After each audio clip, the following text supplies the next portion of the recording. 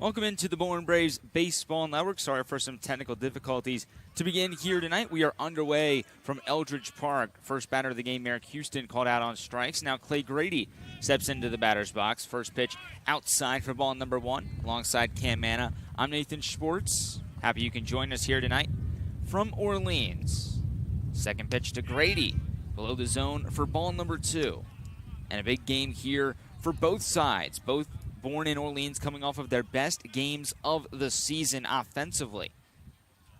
As the 2-0 to Grady, taken at the bottom of the zone for strike 1.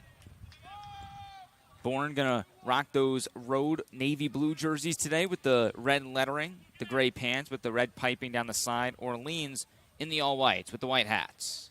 2-1 breaking ball to Grady in there for strike 2 from Lucas Littoral, the starter today for the Firebirds, the junior southpaw from Western Kentucky. Going to make his 5th appearance of the summer, but his first start for Orleans. And now the 2-2, just below the zone as the count moves full to Clay Grady, the second batter in this Bourne lineup.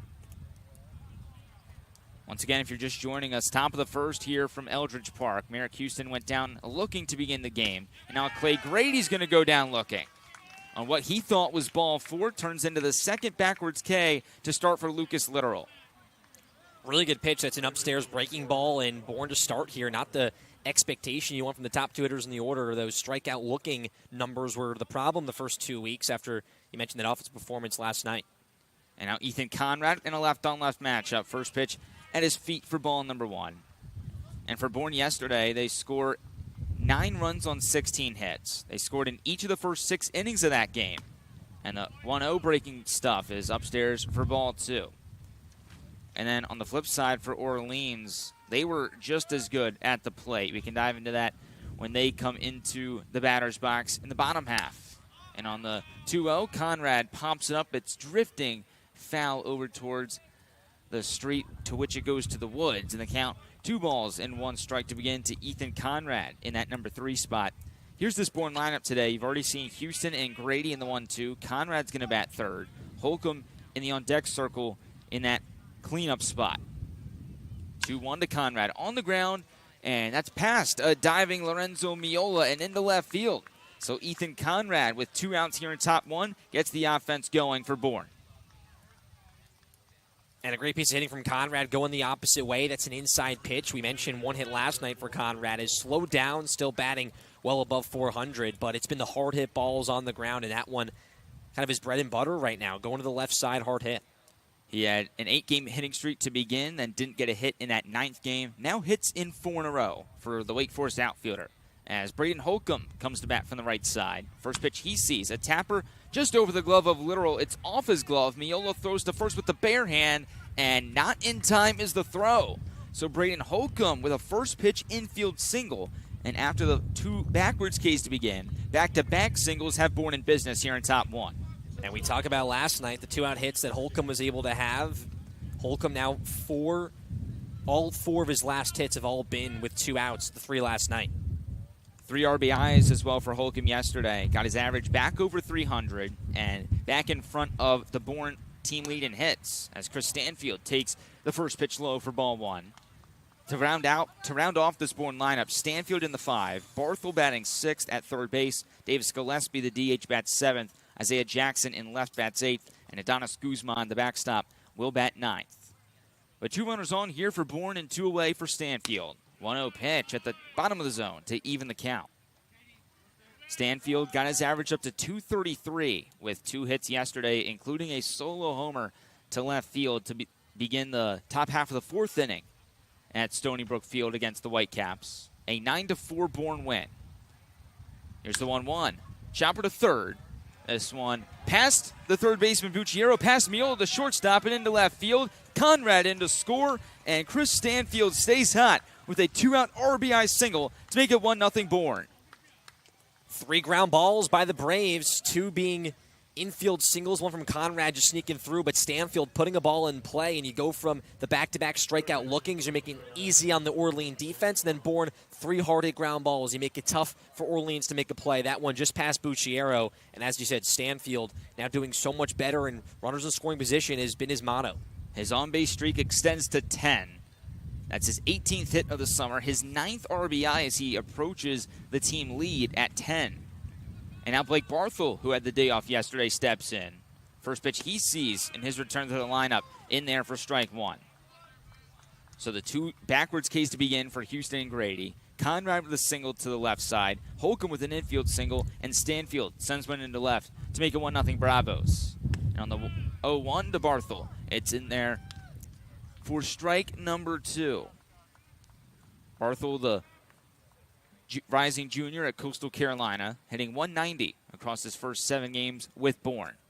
And the 0-2 on the double steal attempt. Both runners going to advance as the pitch outside for ball number 1. It was interesting there. There was some hesitation by Holcomb at second base. Stanfield was off on that pitch. If it doesn't get away from Hadim Jow behind the plate, you wonder if there's maybe a pickle in between the bases.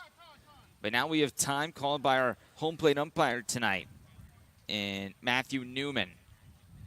Appeared to be a little bit of a quick pitch attempt right there by Lucas Littoral on the mound, a southpaw, and Western Kentucky. With runners on second and third with 2 away for Bourne in top 1. The pitch to Barthel. Up and in for ball number 2, and that's going to even this count. And back to that play before, as Stanfield is the runner behind Holcomb, you have to be aware of the runner in front of you if he is going.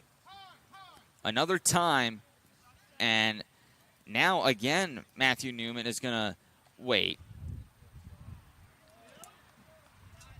And the count going to be full at 3 balls and 2 strikes following that clock violation. Yeah, it also looks like he was trying a quick pitch and then just a warning as well. Interesting development here in top 1. But Bourne trying to add to already a 1-0 lead. And here's the payoff to Barthel. He does go around for strike 3, and the struggles continue for the Chanticleer. But Bourne with a 2-out rally, 3 straight singles, including one by Chris Stanfield for an RBI. And it's 1-0 Bravos as we head to bottom 1 here in the Bourne Braves Baseball Network.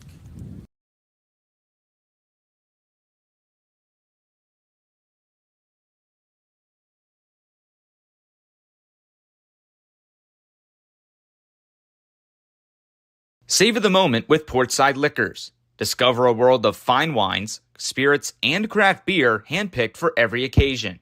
From rich reds to smooth spirits, elevate your experience with us. Unwind with excellence. Visit us today at 590A MacArthur Boulevard, where every sip tells a story.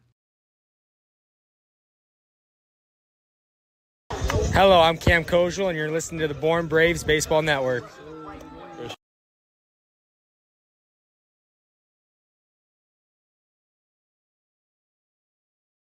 Marty Chevrolet is your dealer for the people and proudly supports Bourne Braves baseball. See all our cars and trucks at martychevrolet.com and go Braves.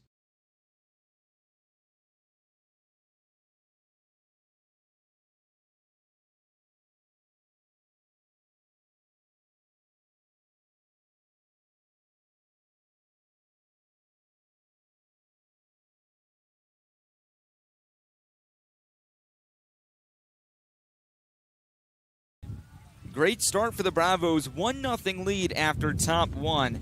And now they'll give way to the new arm for the Bravos, Ethan McIlvain, another southpaw Vandy boy added to this Bourne roster. Yeah, and for him this spring, a 1-2 record, a 3.24 ERA. Started 4 games, 29 strikeouts to 15 walks, but it kind of just adds some depth here for this Bourne Braves starting rotation. You lose Bo Bryans, and now you kind of need that addition here, someone to step up. And he'll face an Orleans lineup that looks like this. Hudson Shute, the second baseman, leads things off. Hadim Jow behind the plate bats second. Jack Gurevich, the first baseman, bats third. Isaac Waxman in right field bats cleanup. Austin Smith, the left fielder, will bat fifth. Evan Griffiths, the DH, bats sixth. Landon Moran in center takes that 7th spot. Daniel Bucciero, the third baseman, bats eighth. And Lorenzo Miola, the shortstop, anchoring that Firebirds defense, will round out this order, batting ninth. And Hudson Shute, the leadoff man, hitting from the left side, will step in. A left-on-left matchup to begin for Ethan McIlvain's first taste of Cape League baseball. And he's got some run support after those 3 singles for Bourne in the top half of the inning. McIlvain working out of the wind. The first pitch he throws of the summer is in there for strike 1. A swing and a miss from Hudson Shoup, who's coming into the night hitting .286 across 18 games this summer. 4 doubles, 3 RBIs. Leg kick in the pitch for McIlvain in the dirt to even the count at a ball and a strike. For McIlvain, the rising sophomore out of Thompson Station, Tennessee. He's got a 4-pitch mix of a fastball, a slider, a changeup, and a curveball. Was just with Team USA last week. And the 1-1 offering, wave and a miss from Hudson Shoup. And that fastball working really well early for McIlvain. And a really good pitch. He goes up and away, up and in to start. We see that velocity for him here as the lefty and kind of that tail as well. McIlvain against Shoup to lead things off for the Firebirds. And the 4th pitch just off the plate for ball number 2. And that'll even this count at 2 balls and 2 strikes. McIlvain, a stellar freshman season for him. A .324 ERA in 25 innings with the Commodores. Highly touted out of high school. And his 2-2 to Hudson Shoup. In the dirt, he gets Shoup to chase for strike 3. And the first batter that Ethan McIlvain faces on the Cape, he gets the strikeout. What about a pitcher? How about this sentence right here? Mac is a bull on the mound. When you have a coach from a high caliber like Tim Corbin saying that about you, it just shows his resilience, his aggressiveness on the bump. He also says that he has no fear and wants to be in the fire. As Hadim Zhao steps in, first pitch strike from McIlvain. Love to see those words from any coach, but also that speaks a lot about McIlvain as a true freshman going in there with that bulldog mentality in the SEC. There's the 0-1. That tails outside with the changeup. First time we've seen that tonight from Ethan McIlvain at 84 miles an hour. Talked about that highly touted out of high school. He was the number 5 left-hander in the entire country.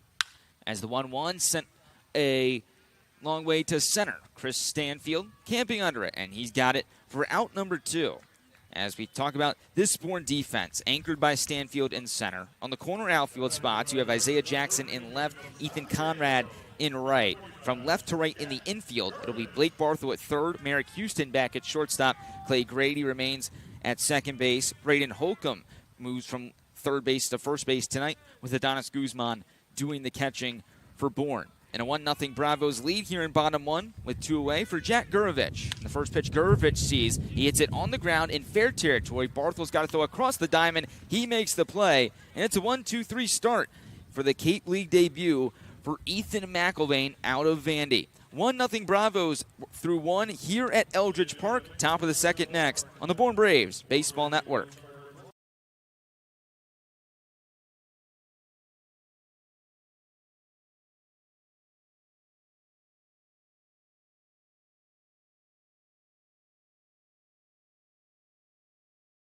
Keystone Bay is Bourne's premier senior living community, conveniently located adjacent to the Cape Cod Canal. Visit us today at Keystone Place at buzzardsbay.com. Hi, I'm Adonis Guzman, and you're listening to the Bourne Braves Baseball Network.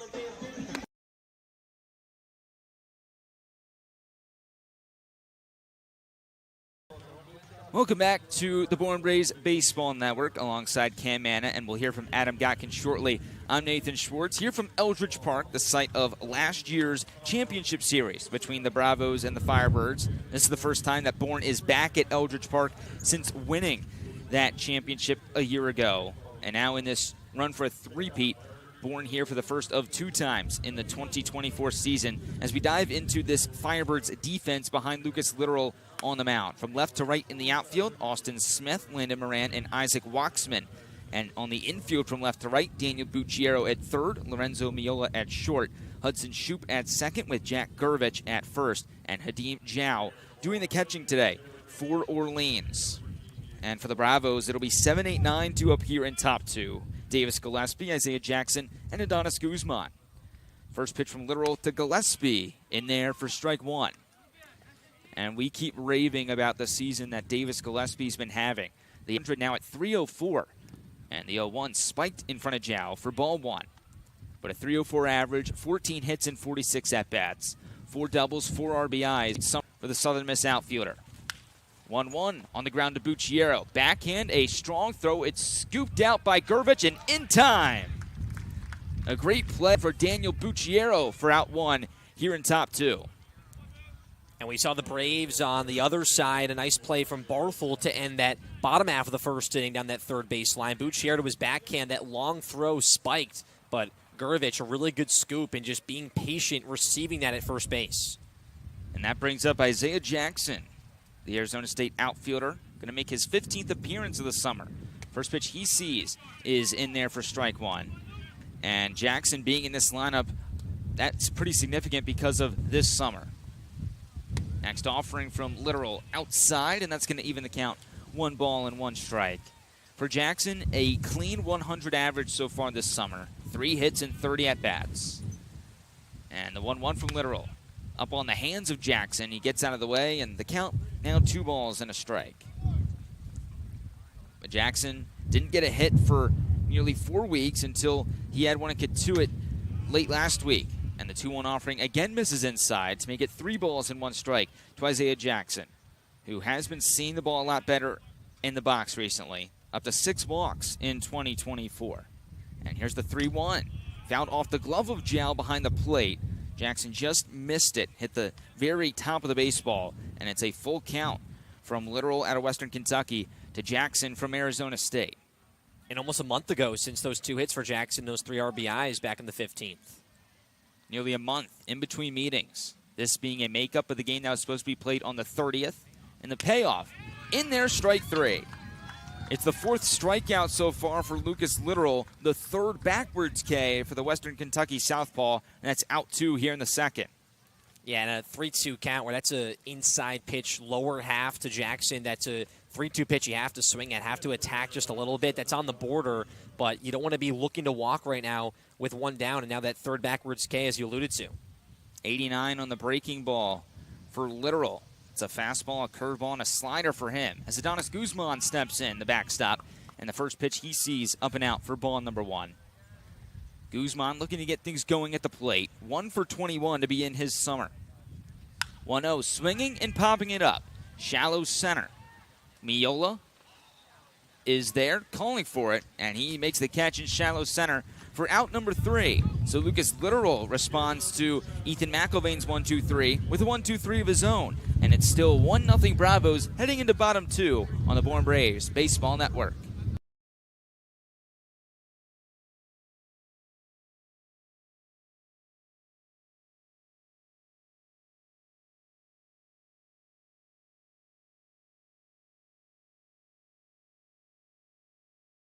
Convention Data Services, or CDS, is an events technology company based in Bourne and a proud supporter of Cape Cod baseball. Since 1986, CDS has been delivering customized solutions to the global trade show industry. Keep up with CDS at cdsreg.com and follow them on Facebook and LinkedIn.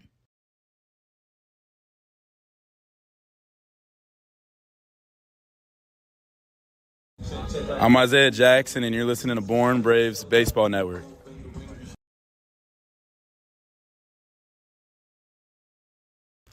Marty Chevrolet, your dealer for the people, proudly supports the Bourne Braves baseball team. See all our cars and trucks at martychevrolet.com and go Braves.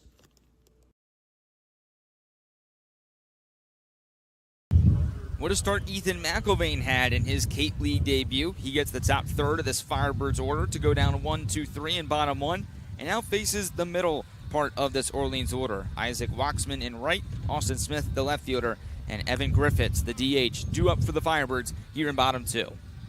And we saw those first 3 batters from McIlvain. That fastball elevated was working very well, especially against Hudson Shute, that strikeout to begin this game, and just commanding the zone early, not wasting any time, something he did very well at Vanderbilt. And back in high school in Thompson Station, Tennessee, 110 strikeouts as a senior, and a big reason why he moved on to Vanderbilt as a freshman this past season. And for this Orleans lineup, the past 2 games they've played offensively have been the best 2 that they've had all summer. At Falmouth and the Gov on Monday. They had 10 runs, wound up losing that game in 7 innings due to fog, just as it happened at Dorn Park. And then 7 runs yesterday against Harwich in a 7-4 win. First pitch of the second from McIlvain popped up foul as Isaac Waxman will face Bourne for the first time this summer, and he's down 0-1.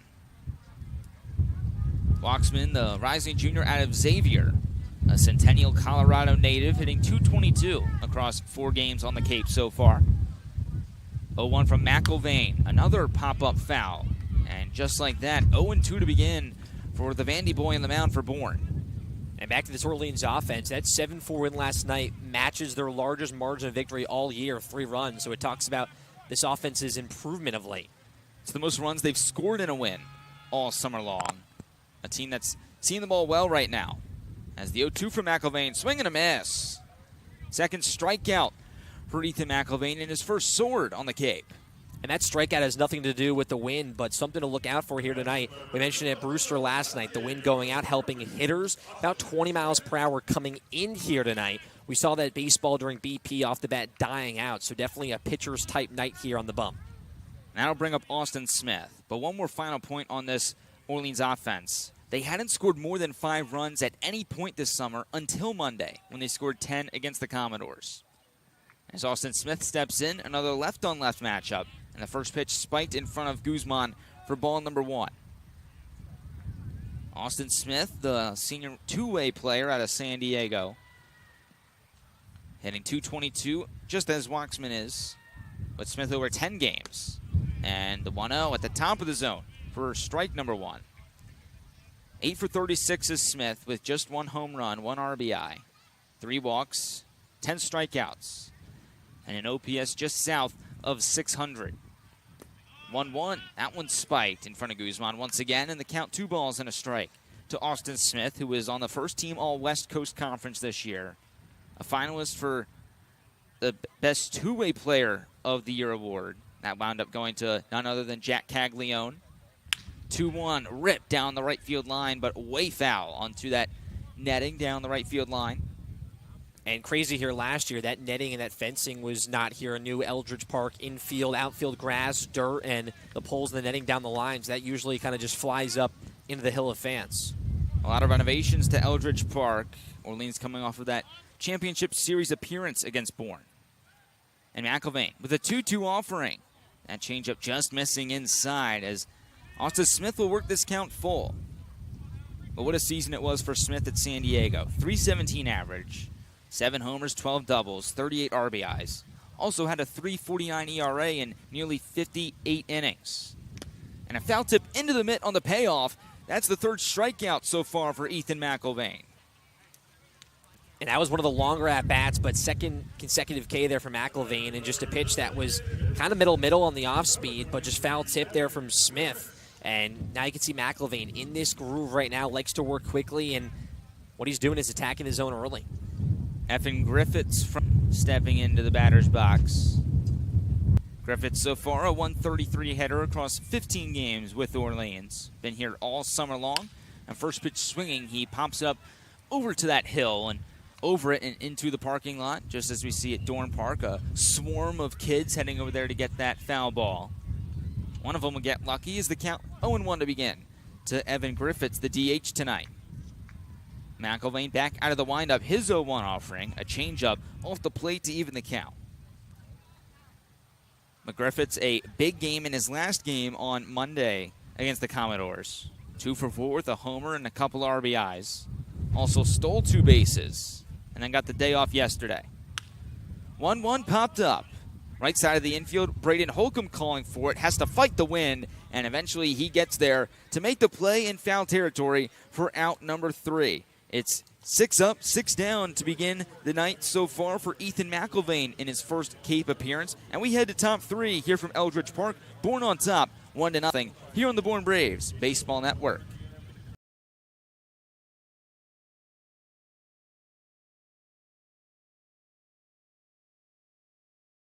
Need to be seen for a minor illness or injury? Cape Cod Healthcare Urgent Care is here for you with high-quality, full-service walk-in care. ER expertise meets urgent care convenience at our 6 urgent care centers. which are staffed by board-certified ER providers and located Cape-wide from Falmouth to Orleans. Cape Cod Healthcare Urgent Care is open daily and offers a cost-saving option for everything from sprains to stitches, with timely treatment in under an hour for most patients. View online wait times at capecodhealth.org/urgent care. Cape Cod Healthcare Urgent Care. Minor emergencies, major attention.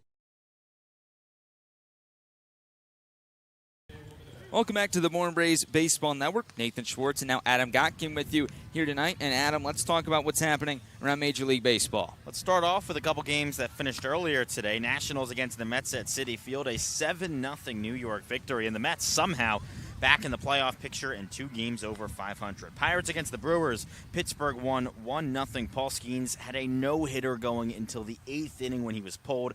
He struck out 11 in that one. Thank you so much, Adam. Definitely going to be interesting to see what Skeens does in the All-Star game next week as we begin the top half of the third with a ball to Merrick Houston. And Skeens has just taken over the National League by storm in his rookie season out of LSU. The 1-0 to Houston, again in the dirt for ball number 2. And the pitch in that All-Star game was just very exciting for the National League and the MLB as well. Here's the 2-0 pitch to Merrick. And it's on the outside corner for strike 1. But Paul Skeens has really just become a rookie phenom, has taken over Major League Baseball in his short time with the Pirates. 2-1 to Houston at his knees, but called ball 3 as the walk Merchant tries to add another to his total. He's at 13 walks coming in, leads the team. And he's going to get number 14 right here as the 3-1 is spiked. And Merrick Houston, the leadoff man on base here for Bourne in top 3. 3 walks in his first now 6 plate appearances back. Really good job from Houston. That one, not that hard to work the count. You're missing low there from literal, but Houston getting on base at a very high clip and now sets up Bourne well at the top of this order. His on-base percentage coming in .548.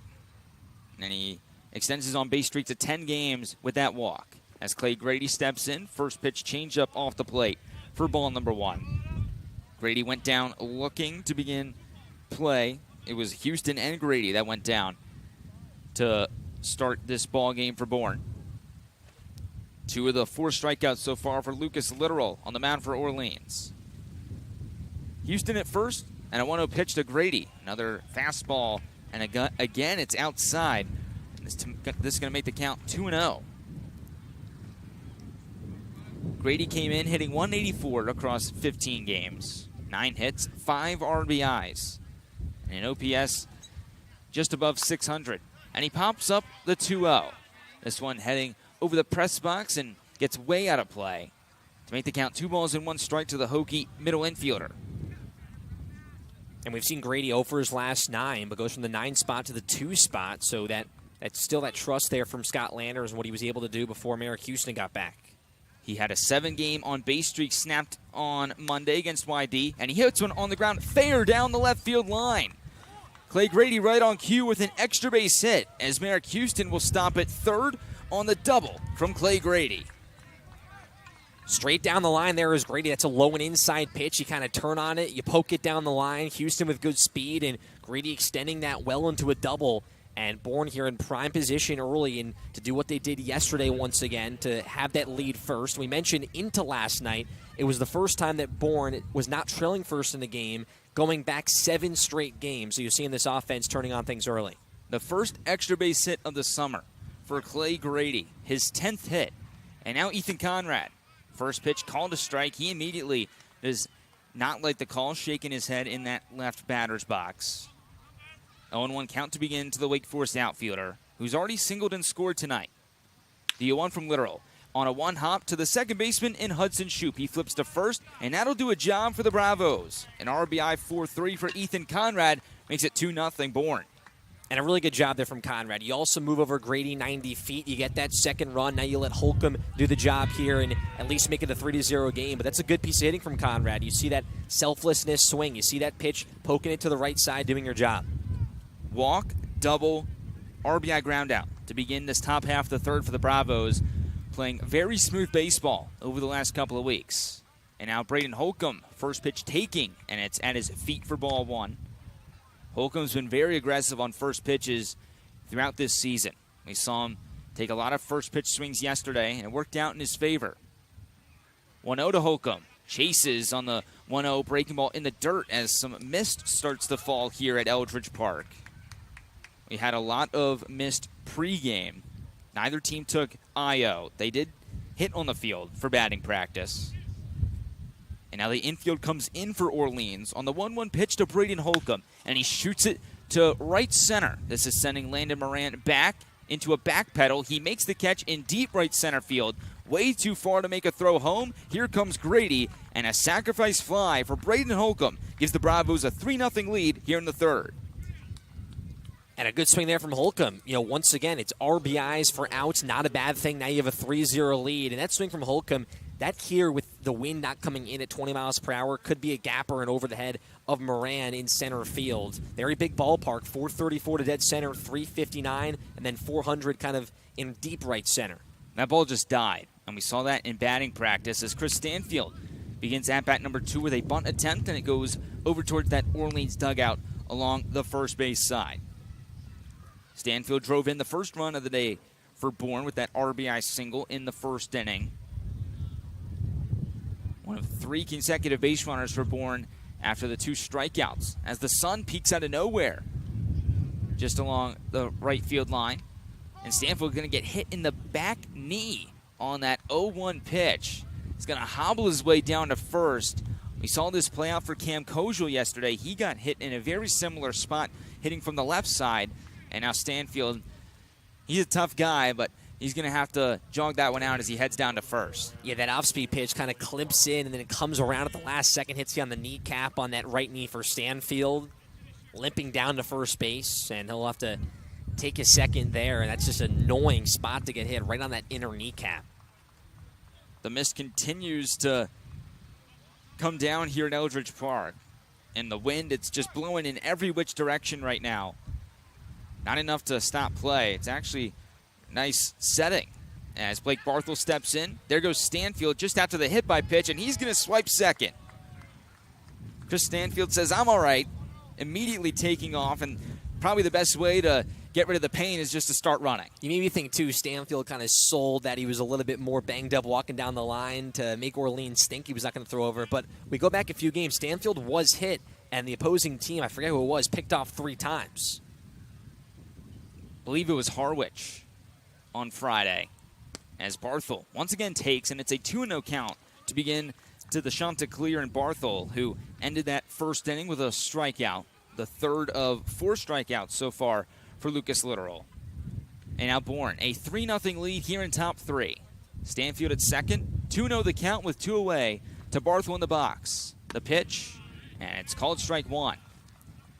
Barthel, we've seen an uptick in the strikeouts. On Monday against YD, had 2 of them. Now up to 7 in 8 games played with the Bravos here this summer. Here's the 2-1, and that's outside for ball number 3. We've also seen a lot of walks for Barthel, who's had 5 of them, in addition to his 4 hits. Came in hitting 190 across his first 7. And a chance for an RBI with Stanfield at second base. Here's the 3-1 pitch. Hit on the ground softly to Shoop at second. He fields, throws, and makes the play for out number 3. Bourne gets 2 runs on the board on the RBI ground out by Ethan Conrad and the sac fly for Braden Holcomb. And it's 3-0 Bravos as we head to the bottom half of the third from Eldridge Park. You're listening to the Bourne Braves Baseball Network.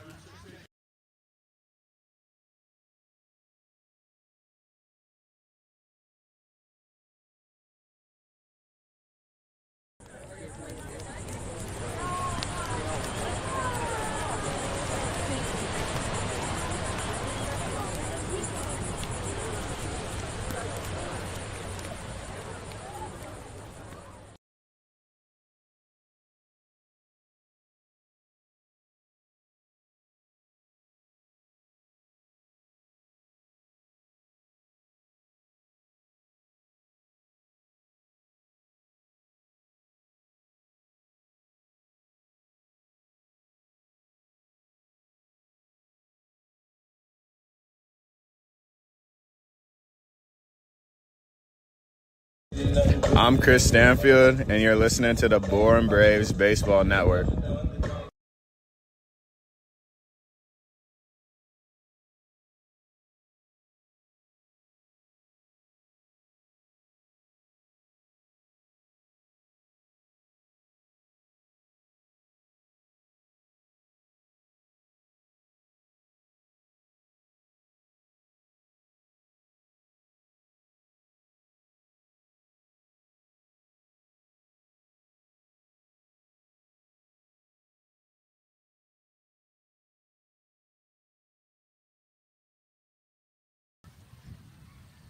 Starting the bottom half of the third here as the rain starts to come down a little bit harder. We have a canopy up in front of us, not doing much to protect us from the rain. That wind really just giving us a lot of issues here tonight. But no issues on the mound to start for Ethan McIlvain, who starts inning number 3 with a bullet on the outside corner for strike 1 to the number 7 hitter in this Orleans order in Landon Moran, the center fielder. 6 up, 6 down to begin for McIlvain, and the 0-1 just below the knees to even the count. And it's that wind that's coming in here, so that mist is just flying in towards the backstop. That's why a tent's not going to help you, not coming from above. Moran in the box, and the 1-1 pitch from McIlvain in the dirt to make the count 2-1 in favor of the Orleans number 7 hitter. Finally get a chance to put the 10 up, and of course not doing much to help us out. There's not even sun to block that from. The 2-1 gets away from Guzman. It's ball number 3. We keep trying to get this 10 up in a good spot. It worked out for an opposing team a couple days ago. I don't remember which one it was, but maybe eventually it'll work out in our favor. 3-1 from McIlvain. Top of the zone, but just misses outside for ball number 4, and that's going to be the first base runner that Orleans gets tonight. And it gets the Orleans here, because we've seen McIlvain go to that elevated fastball away from lefties, and they've chased. A good job from Moran adjusting here in the third inning. Still the minimum so far coming in, but that's the first base runner for the Firebirds. It's the 7th time Moran has walked this summer, and now Daniel Bucciero into the batter's box. First pitch outside for ball number 1, as again, this rain starts to come down a little bit harder. It's not enough to stop play, and it's ironic because this was a makeup game of a rain out from a couple of weeks ago as McIlvain throws over for the first time.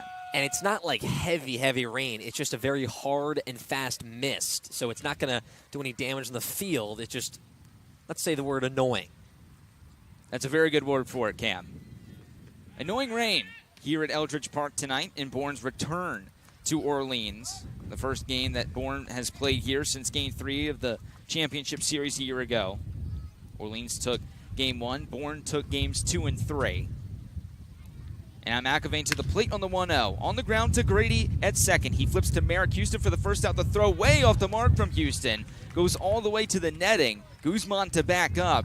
And that's the rain getting in the way of a throw for Merrick Houston right there. He feels that wet baseball and just sails it over Braden Holcomb, standing 6'4" at first base. And it'll be a fielder's choice for Daniel Bucciero. And I think they'll add the E6 as well from Houston on the throw. We'll see what they exactly score it, but that rain definitely playing a factor. Houston kind of came up with the baseball and just not that full grip, overthrowing Holcomb, who's tough to overthrow at 6'5".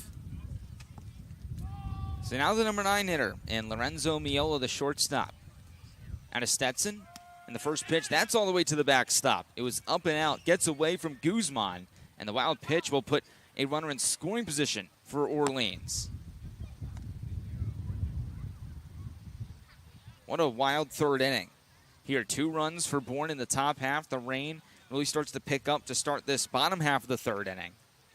Not enough to stop play, but enough to make an errant throw for Merrick Houston, and then right there on the first pitch, McIlvain throws after the fact. It's wild. And now a runner at second for Orleans in Daniel Bucciero with 2 away. Rather, 1 away, excuse me. And the next offering, down low for ball 2. It's a 2-0 count to Miola, the shortstop.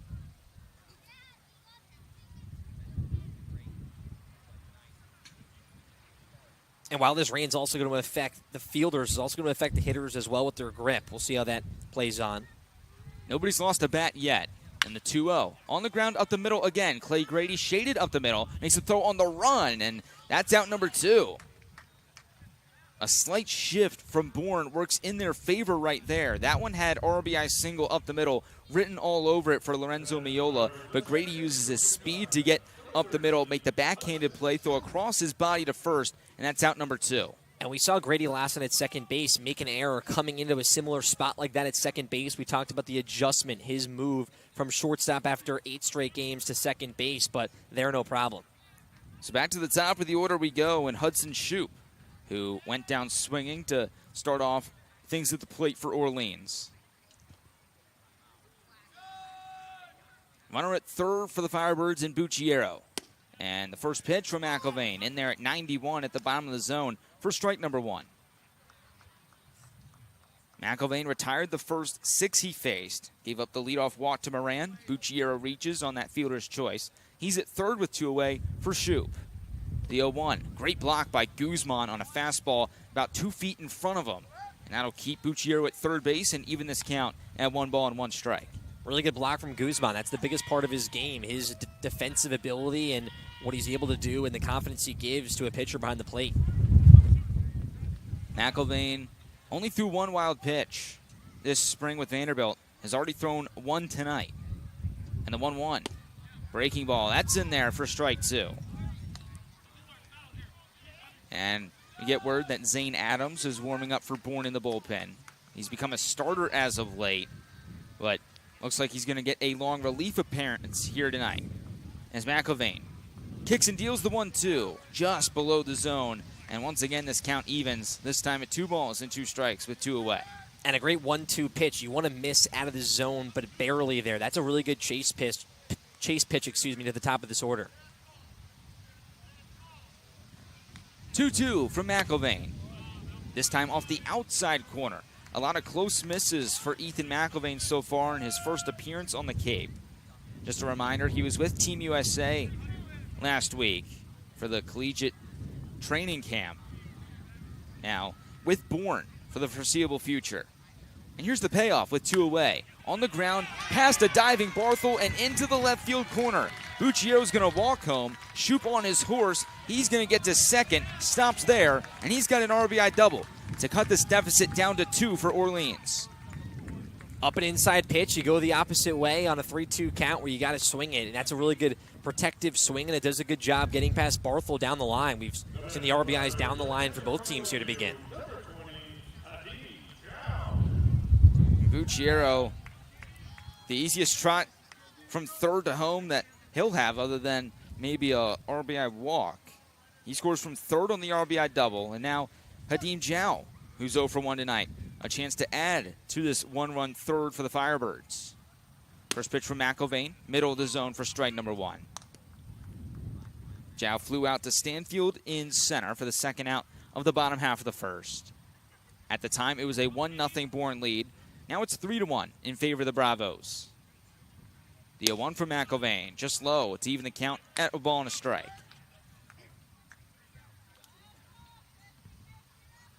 This inning started with that leadoff walk for Landon Moran. Then the fielder's choice, the wild pitch. Miola with the ground out. And then Hudson Shoup with the RBI double. 1-1, another tapper to third. Barthel fields, going to make the throw. It's wide. Holcomb has to come off the bag, and this inning stays alive for Orleans.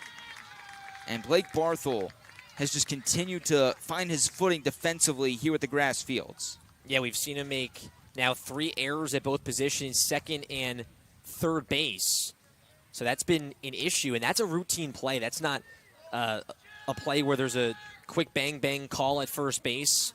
Barthel had the time to set his feet just to throw errant. And you could talk about the rain right now, but all the time in the world for Barthel to make that throw, and it's off the mark. Something to note, Orleans was down against Harwich 4-0 after the top half of the second inning yesterday. They scored 2 in the bottom half to make it 4-2. Came out to win 7-4. They scored 7 unanswered to get their largest margin of victory in the summer of 2024. And now Jack Gurvich with the tying run at first base. The go-ahead run himself at the plate. And the first pitch he sees in at-bat number 2 above the zone.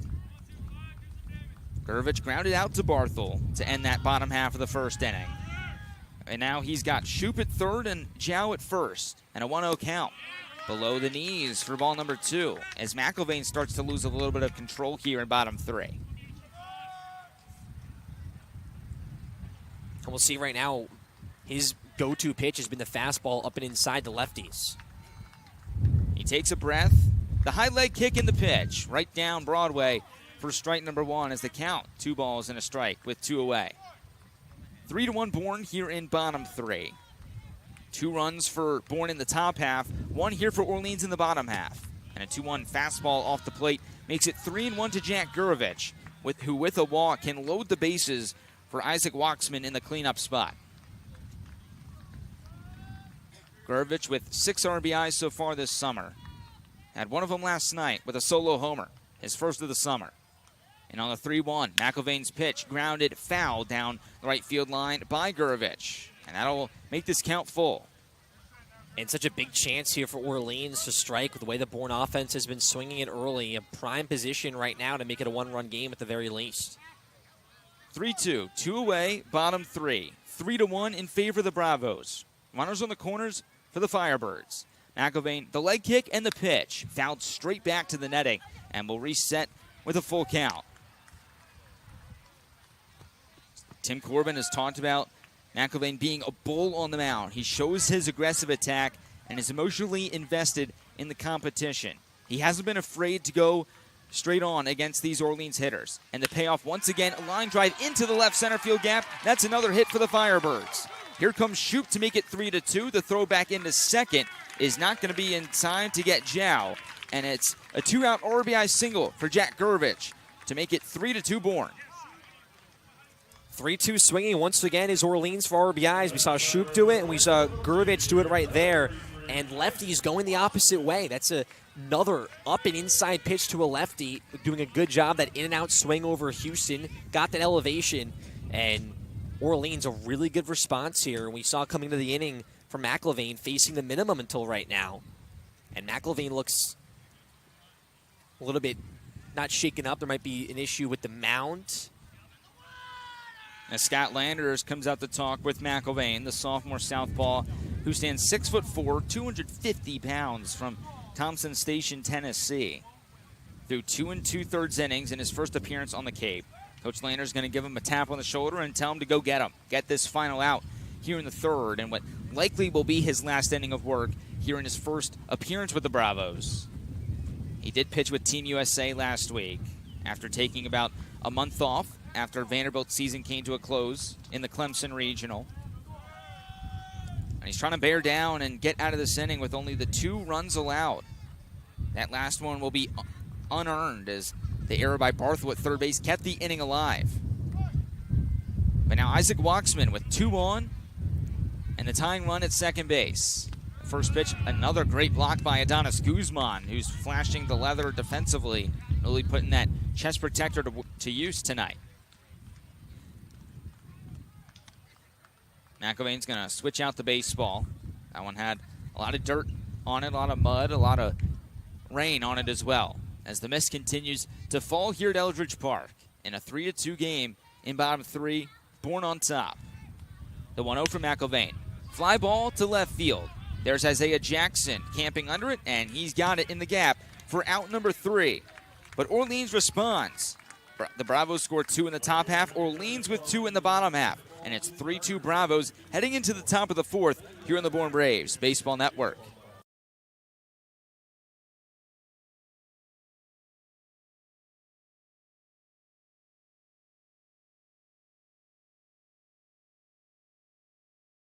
Here at the Mass State Lottery, we're known for our monster wins. But there's no bigger win than the $1 billion we provide each year to support all 351 cities and towns in Massachusetts. In our game, we know that supporting local businesses and helping communities is how we all win. Because at the lottery, we're all playing for the home team. The Mass State Lottery. Welcome to the state of winning.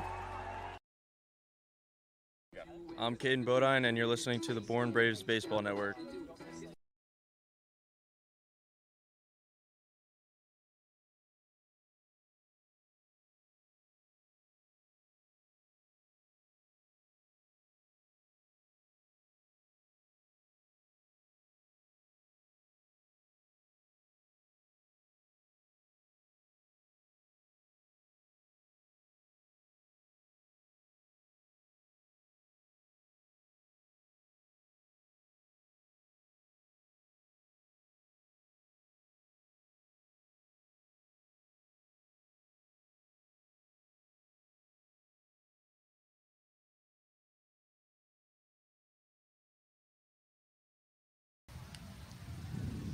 wild, wild third inning here from Eldridge Park. 4 runs, some rain, some wind.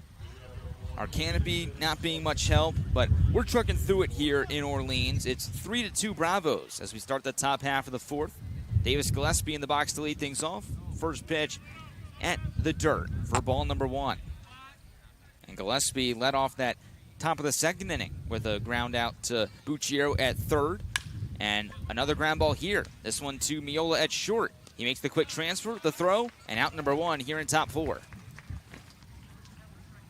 We've seen the hard hit outs from Gillespie, another hard ground ball just out in front, first pitch swinging, trying to be aggressive early. That's been a really big adjustment for the Braves. Ben Hartle talked about it to Sean Brennan 2 nights ago after the loss the Braves had against YD when he had the 2 doubles. But Bourne trying to swing early at fastballs, and that's a kind of a common occurrence for teams that are struggling, but Bourne doing it.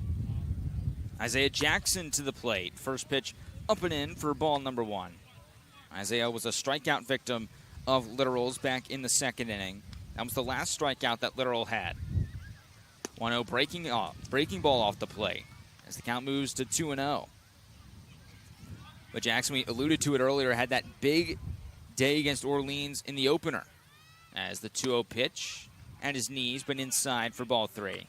It was a 2-for-3 performance for Jackson in that one. 3 RBIs on a double, a single, and a sac fly. The breakout performance for Jackson, but we haven't seen that production since. And on the 3-0, he takes inside for ball 4, a 4-pitch walk to get Bourne a 1-out base runner here in the top of the 4th. And we saw Jackson last night, a 9th inning walk, just working the count there. He had that 3-2 count strikeout back in the 2nd inning, so good start here for the Braves with 1 down, looking to continue to attack on the offensive side. Now Guzman, the backstop, who had a great night defensively, hasn't thrown anybody out, hasn't had an attempt, but a lot of big blocks on pitches in the dirt to keep runners in place. And on the first pitch he sees in at-bat number 2, he takes on the outside corner for strike 1. It was a pop out to Miola at short to end the 2nd for Guzman. Now 1 for 22 to begin his 2nd year with Bourne as Literal steps off, throws over, and Jackson with a head-first slide back in there safely. If you're just joining us, welcome into the Bourne Braves Baseball Network. 3-2 in favor of the Bravos here in the top of the 4th. 1 run in the 1st, 2 in the 3rd for Bourne. There goes Jackson on the 0-1. The throw from Zhao behind the plate, scoops in front of the 2nd baseman Hudson Shoup, and Jackson's going to beat the throw anyway for Bourne's 2nd stolen base of the night. And just Jackson's 2nd of the summer, and just getting him on base is a very big factor because he can run. It's just having him on the base pass to have that be a possibility, and we see it there. And now a runner in scoring position with just 1 away for the Bravos as the leadoff hitter and Merrick Houston awaits on deck. Literal checks back at Jackson, who leads off a 2nd, and the 1-1 to Guzman below his knees for ball number 2. And the approach for Guzman has been there. His coaches at Arizona have raved about how he takes really good professional at-bats. He's got good plate discipline. He's been an on-base machine at school. Haven't seen it here with Bourne, but you feel like he's due. He gets out of the way on the 2-1 breaking pitch in the dirt. And now Guzman in a 3-1 count, just trying to do a job here. He's got Isaiah Jackson at 2nd base with 1 away here in top 4. And this is a fastball count, and a count here for Guzman, his first AB flying out in a heater, looking to adjust. 3-1 pitch from Literal. In the middle of the zone, fouled away as Guzman just out in front of that one. And now the count, 3 balls and 2 strikes. Guzman trying to fight with 2 strikes. His coach at Arizona State, Chip Hale, says that's one of his best attributes is knowing how to shorten up. He does choke up on the bat here in a full count. Here is the payoff pitch. Ground ball to the right side. Shoup rounds the baseball, makes the throw, and that is doing a job. Exactly what Adonis Guzman set out to do in that at-bat.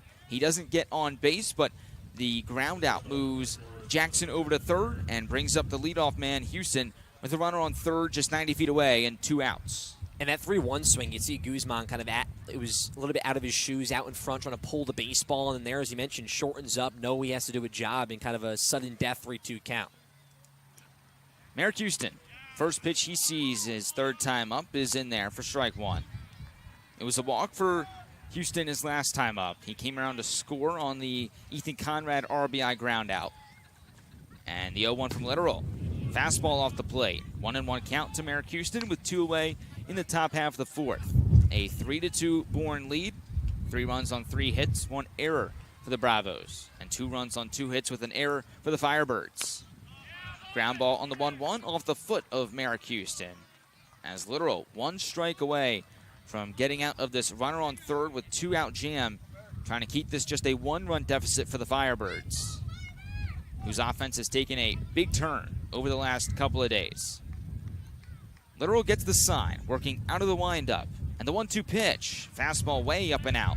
An overthrow from Literal keeps this inning alive, and a 2-2 count with 2 away to the Wake Forest shortstop. Jackson remains the runner at third. A 1-out walk for him. 2-2 to Houston. High chopper to short. This is Lorenzo Miola. It's off his glove, and that's going to bring home a run. The East 6 scores Jackson, and it's 4-2 Bravos. And costly there for what Orleans was able to do coming back in that bottom of the third inning. You score some runs and you get a 1-run game, and both sides making errors, though. It cost the Braves with Barthel and then Miola. That one's routine, right at his eye level and just off his glove, and helps the Braves out. A lot of blunders in the field today for both sides. Had the Barthel throwing error. Houston airmailed one, but no error there. Now a couple errors for Orleans have led to Bourne runs as Clay Grady steps in, and Houston will get a throw over at first base. He's back in there safely. Clay Grady with a double, his first extra base hit of the summer in that third inning. He scored on the Braden Holcomb sac fly. And the first pitch he sees his third time up. He fouls straight back. And a big stretch of the summer for Bourne. They get that win yesterday against Brewster, coming off the off day. It's Orleans today, Hyannis tomorrow, Falmouth on Saturday. A chance for Bourne to get back to 500 over these next 3 days. Grady squares, pulls back, and it'll even the count on the 0-1 ball outside. Falmouth just behind Bourne in the West standings at 7-14. Bourne 8-11-2. Another throw over to Merrick Houston at first base. And the importance of these games coming up. We talked about Falmouth playing Wareham, the top team in the West Division, twice the next 3 days. Bourne will see Falmouth on Saturday. Literal keeping his focus on both Houston and Grady. Houston goes on the 1-1. A great jump to throw by Zhao. Not there. And Merrick Houston, his first stolen base since coming back to the Bravos, and the third so far tonight for Bourne. And a good jump from Houston, and what a read there, because Literal on the mound looked at him the whole entire way, was looking at him as he was stealing, decided to go to the plate either way. He was too late. Next pitch to Grady, popped up in the infield. It's actually drifting over towards the netting behind the plate. Zhao doesn't lose the mask, crashes into the wall, and makes the catch with 2 hands for out number 3. But Bourne does get one on that error by Lorenzo Miola at shortstop to score Isaiah Jackson. And the Bravos with a 4-2 lead as Zane Adams will take over for Ethan McIlvain when we come back on the Bourne Braves Baseball Network.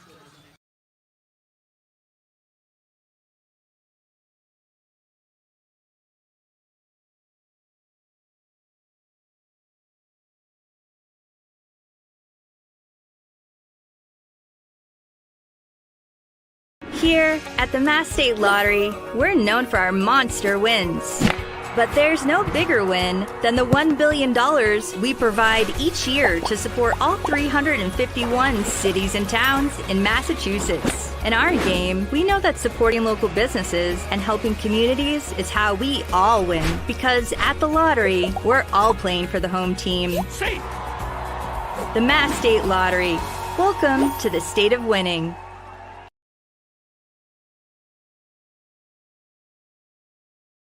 Keystone Place at Buzzards Bay, Bourne's premier senior living community, conventionally located adjacent to the Cape Cod Canal. Visit us at Keystone Place at buzzardsbay.com. Savor the moment with Portside Liquors. Discover a world of fine wines, spirits, and craft beer, handpicked for every occasion. From rich reds to smooth spirits, elevate your experience with us. Unwind with excellence. Visit us today at Portside Liquors, 590A, MacArthur Boulevard, where every sip tells a story.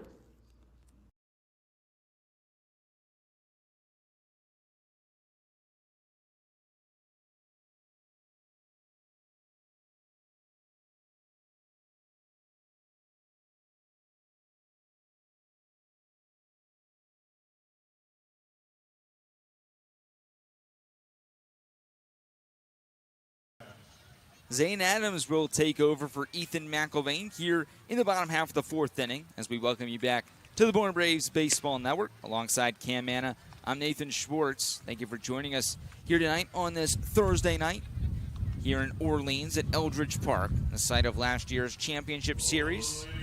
The last time Bourne was here was that Game 3 where they came out victorious and won back-to-back Cape League titles. But now for Zane Adams, looking to bounce back after 2 rough outings against the Kettleers. The last one came on Saturday, where he only went 3 innings, giving up 5 earned runs on 7 hits. This will be his second relief appearance of the summer, his first since Orleans on opening day. The first pitch fastball up and in to the left fielder Austin Smith for ball 1. For Adams, a 6.23 ERA across 13 innings in 4 appearances this summer with Bourne. 2 walks, 10 strikeouts, and the 1-0 just off the plate for ball 2. And the big thing, too, was not the control overall, but he got hit very hard against Katoa. We're seeing the control here miss to begin, which hurts him in 2-0 counts, is forced to throw that fastball. The walks haven't been an issue for Adams. The control has. And on the 2-0, he gets back into the count with a strike right down the middle at 90.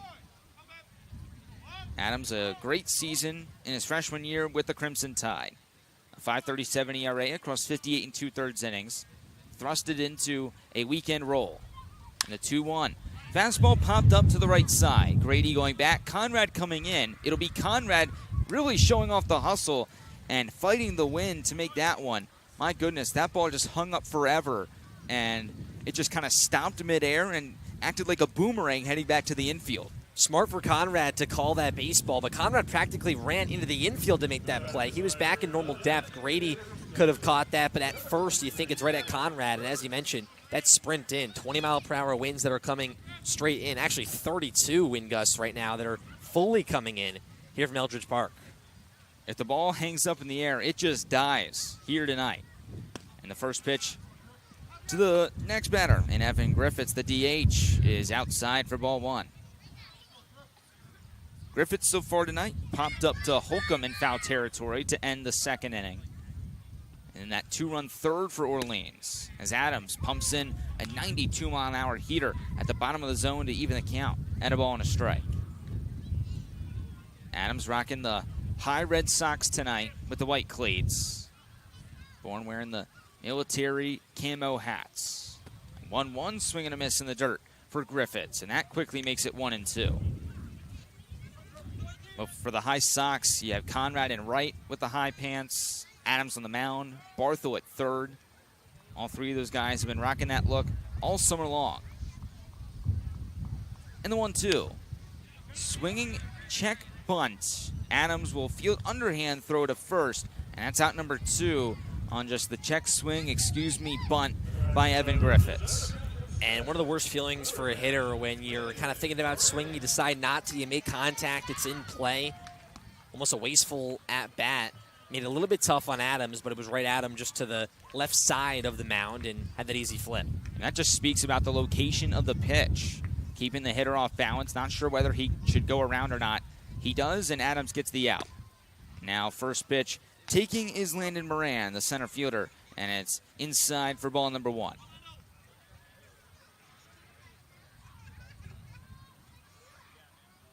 Moran, his first time out, drew a walk to begin that 2-run third and sends one on a line to left field, but Isaiah Jackson perfectly positioned over there in left to make the catch, and a 1-2-3 start tonight for Zane Adams. We're through 4 here from Eldridge Park, and your score, Bourne 4, Orleans 2 on the Bourne Braves Baseball Network.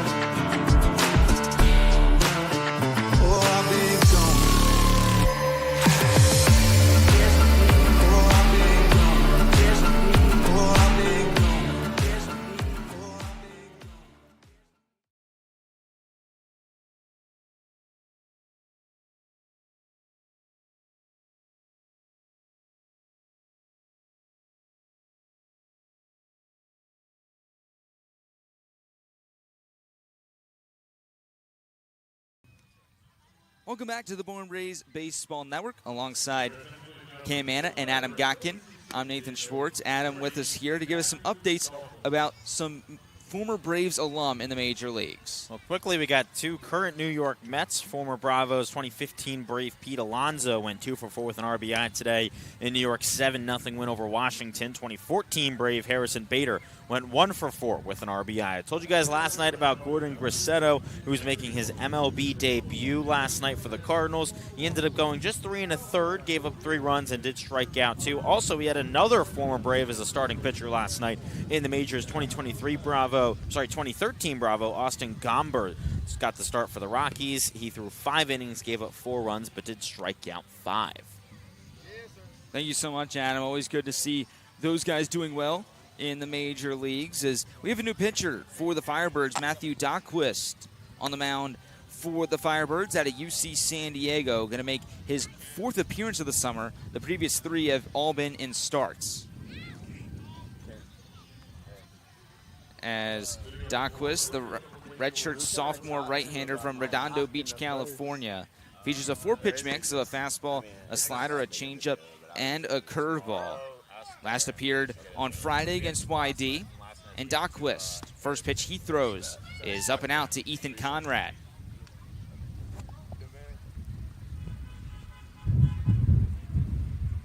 One-0 from Dahlquist, and it's at the bottom of the zone. Conrad shaking his head. That one looked a little low from my vantage point. 90 miles an hour from Dahlquist, the starter so far this summer for Orleans. And on the 1-1, that one just off the plate to make it 2 balls and a strike. And that win, once again, just playing a huge factor. And a lot of these hits now, you almost have to slap it on the ground. 2-1, roped into center field. My goodness, Ethan Conrad. A lot of exit velo there. 102 off the wood bat from Ethan Conrad, and that's a leadoff single for Bourne here in top 5.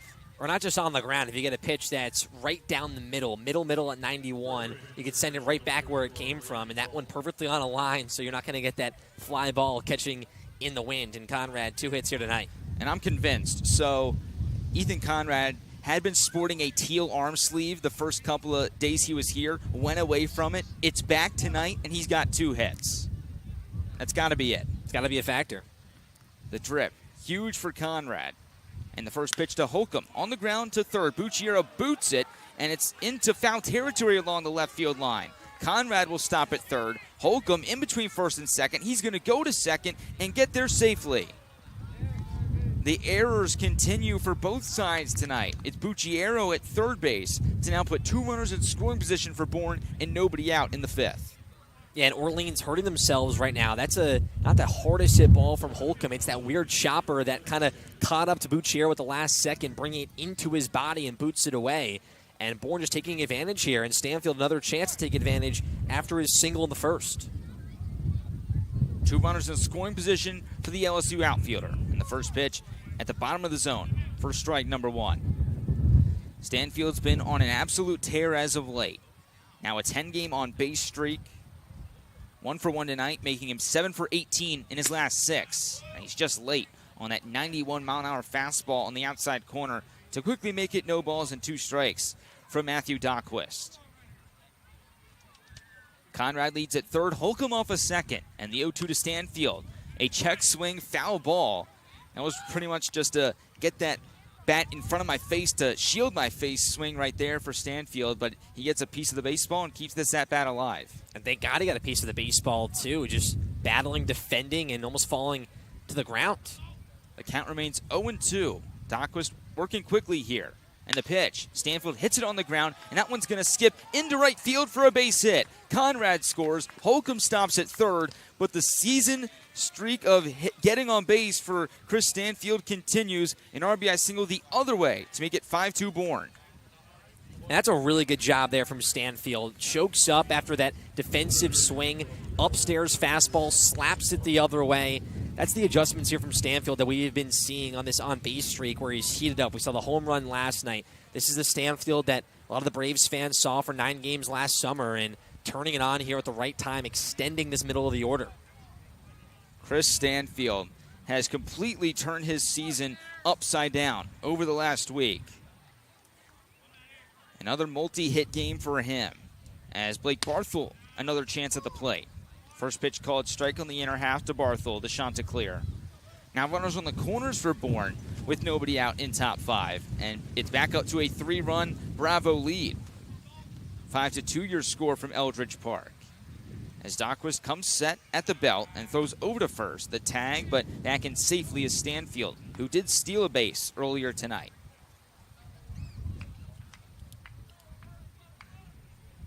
So Stanfield tonight now 2 for 2 with 2 RBI singles and a hit by pitch with that stolen base that I just alluded to. And another pickoff attempt, and Stanfield once again back in there, no problem. As Holcomb now leads off at third base. Barthel in the box, Davis Gillespie awaits on deck for the Bravos. Barthel trying to break out of a slump. 0 for 3 on Monday. 0 for 2 tonight. And there goes Stanfield, a delayed steal. The throw to second, the throw back home, goes to the backstop.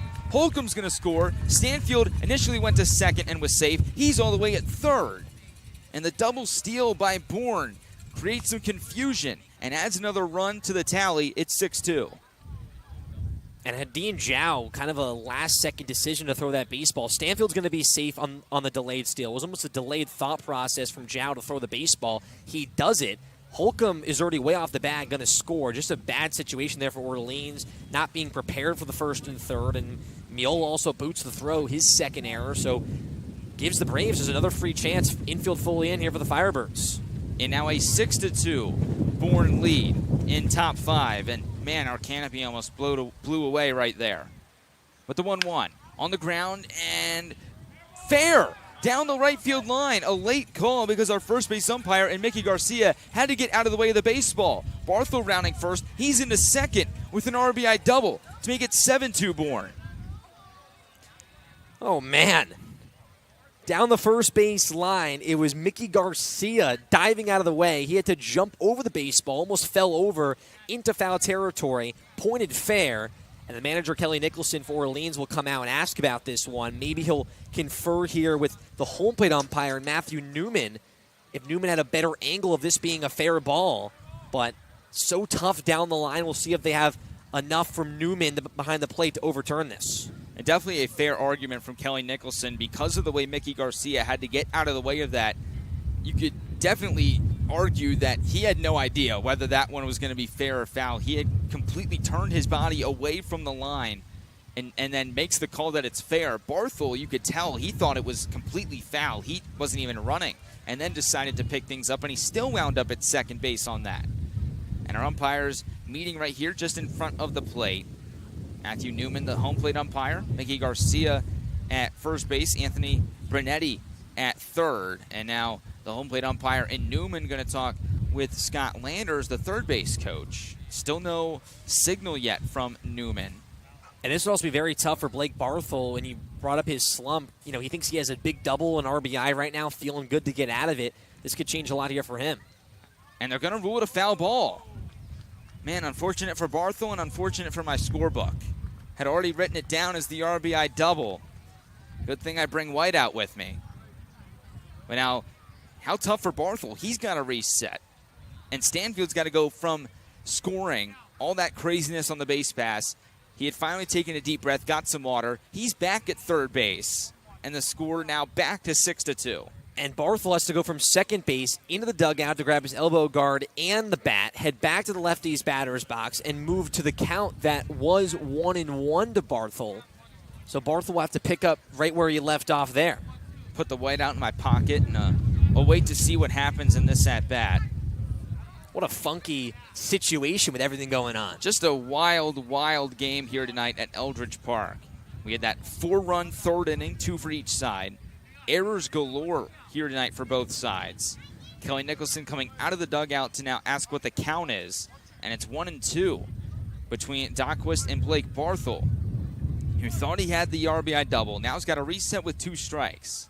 The infield remains in for Orleans. And the pitch up and out to even the count at 2 balls and 2 strikes. And what is back to being a 6-2 Bourne lead here in the top of the 5th. Stanfield, the runner at third base. And the 2-2 pitch. Line drive. He gets the RBI anyway. It'll be a single for Barthel this time. Stanfield back home once again, and just like that, Barthel once again makes it 7-2. And what I'm trying to do is I'm not even going to go with the whiteout. I'm going to actually just, that 2 was a small 2, so I could make that a 1, have the single. I already wrote the RBI, so now all Barthel has to do is just get to second base, and this is completely fine in my scorebook. Same here. I mean, I can make that 2 a 1. I do have that line going to second base.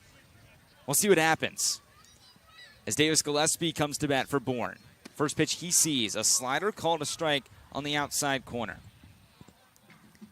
Gillespie looking to get one through. He's 0 for 2 tonight with 2 ground outs. One to Bucciero at third, one to Miola at short. And that one's going to drill him in the back. My goodness, that one has to hurt. 88, dead center between the 1 and the 8 on the back of his jersey. And Barthel up to second base. Our scorebooks are fine. Gillespie's back's going to be a little bit shaken up, but, you know, he helps us out there on that end with the scorebook. And Gillespie continues to get on base, but a wild inning here. Barthel goes down as a mound visit here on the Orleans side. They'll look to head to their bullpen, it looks like. We'll see what the final call is for them. But Blake Barthel, you think you have an RBI double? Well, you're in a 1-2 count, then you get an RBI single, you battle it off. And now 2 runners on base for Orleans right here. Second and first.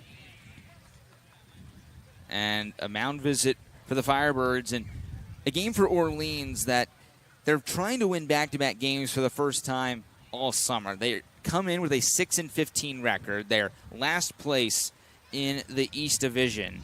They're 3 games behind both Brewster and Harwich, who sit at the 3 and the 4 spot. Chatham just 1 game ahead of the Whitecaps and the Mariners at 10 and 11.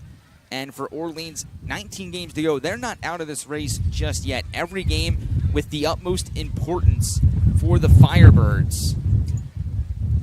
And we saw it yesterday. They came back from 4-0 down and won 7-4. They're down by 5 here. Going to be tough as there's still nobody out here in top 5. And Isaiah Jackson to left center field. And that one is going to get into the gap. Here comes Barthel around third. Gillespie getting the wave around third from Coach Landers. Here's the relay to the plate to throw a hop off the glove of Jow. And Gillespie's safe. Jackson to third. Isaiah Jackson with his first double since opening day against Orleans makes it 9-2. So Isaiah Jackson now has 5 RBIs against the Firebirds on his season, 7 total RBIs, but also crazy to think about there, Gillespie coming in to score on that throw. He was safe on the throw that was kind of wide, but spun, tumbled, missed the bag, then had to touch the bag with his right hand to be safe. Wow. Just adds to the craziness of this inning. And there's still nobody out as Adonis Guzman swings and fouls off the first pitch.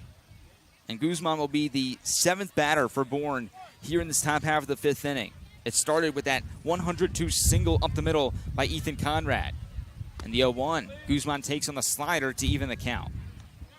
And a lot of smiles in the Bourne dugout right now, just seeing it from our angle, just to our left on the third base side. Good to see with this offense coming together. Chopper just foul past the runner at third and Isaiah Jackson. An account in favor of Dockquist, 1-2. And also must hit Isaiah Jackson. He was kind of on the border of fair and foul territory, had to dance out of the way. Every batter that's come to the plate so far for Bourne has scored. Conrad, Holcomb, Stanfield, Barthel, and Gillespie. After that 2-run double by Isaiah Jackson. And the 1-2 pitch, Guzman fouls it away, almost lost the bat. His bottom hand slipped away. And the count remains 1-2. And Guz, the only guy so far that has not reached base tonight, so for him to get on right here and the infield fully in, an RBI chance. 9-2 Bourne. 1-2 count to Guzman. On the ground to Miola, it's short. That'll keep Jackson at third, the throw in time. And for the first time here in the 5th, a Bourne batter retired.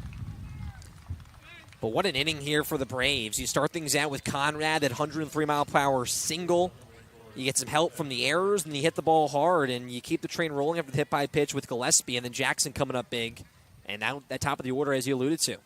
The infield will remain in here in a 9-2 game in the top of the 5th for Merrick Houston. First pitch to Merrick. He fouls straight back.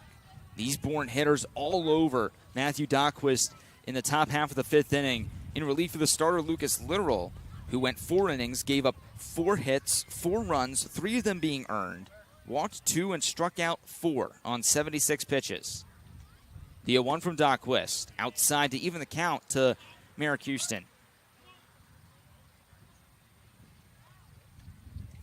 Isaiah Jackson remains the runner at third base, following his 2-run double and then advancing to third on that throw.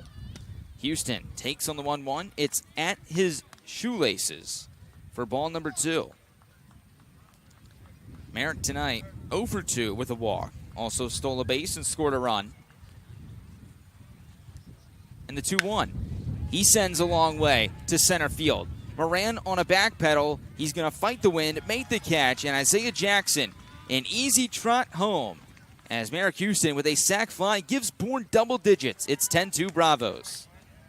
Man, the Braves, we talked about last night being an offensive clinic. This is also an eruption for this squad. I haven't seen the long ball yet. Probably won't with that wind coming in. Houston crushed that baseball. That wind battling, had to battle with Moran. He's kind of coming in, going back, making that basket catch.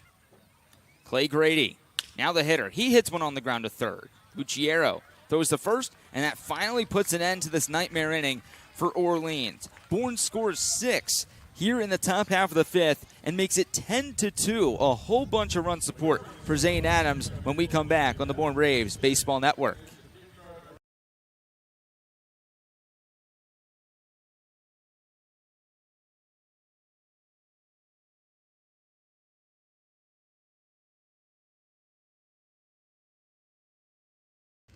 Convention Data Services, or CDS, is an event technology company based in Bourne and a proud supporter of the Cape Cod Baseball League. Since 1986, CDS has been delivering customized solutions to the global trade show industry. Keep up with CDS at cdsreg.com, cdsreg.com, and follow them on Facebook and LinkedIn. Hello, I'm Cam Kojal, and you're listening to the Bourne Braves Baseball Network.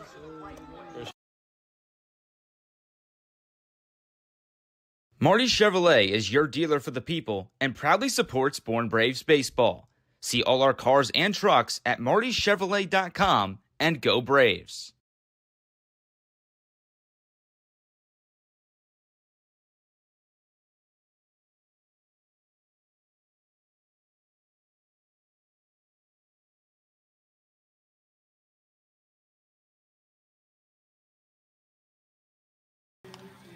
Ten runs on 8 hits so far for the Bravos through just 5 innings at the plate. And it's 10-2 Bourne as we start the bottom half of the 5th.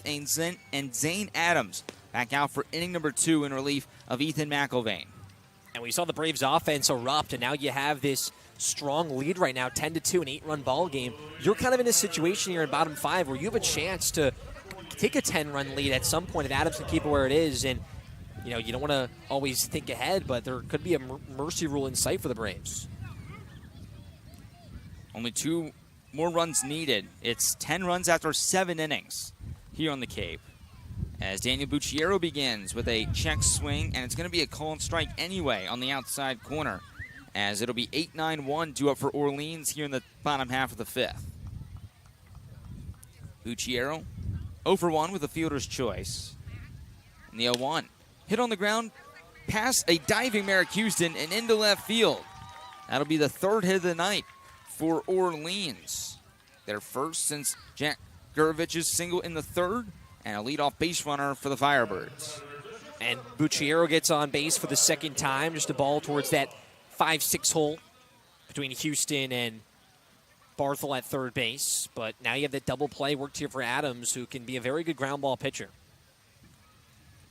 Lorenzo Miola steps in for the Firebirds. 0 for 1 tonight with a ground out to Clay Grady. Adams looking for that ground ball here. And he starts Miola off with a fastball at 90 on the outer half for strike 1.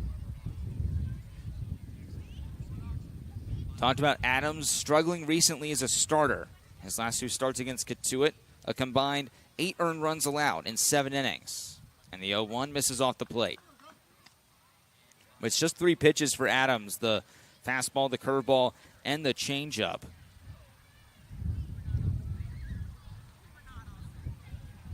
As he's even in the count, 1 ball and 1 strike with nobody out to Miola, who does hit one on the ground. Barthel throws to second for the first out, and Grady not going to have any chance to make a play at first base. So Zane Adams does get the ground ball, hits softly enough to where Bourne gets the leadoff guy, but then settle for the fielder's choice. And not bad there for Adams. He can reset here with 1 out, top of the order, and Shoop did have that big hit in the 3rd inning, that RBI double. And a good bounce back there for Barthel at third base, who's had a rough season, to be frank, defensively. Cam talked about it, 3 errors at each of the second base and third base positions. And out of the top of the order, Hudson Shoop. First pitch, foul ball in front of the netting, just in front of us. And an 0-1 count to begin to Shoop.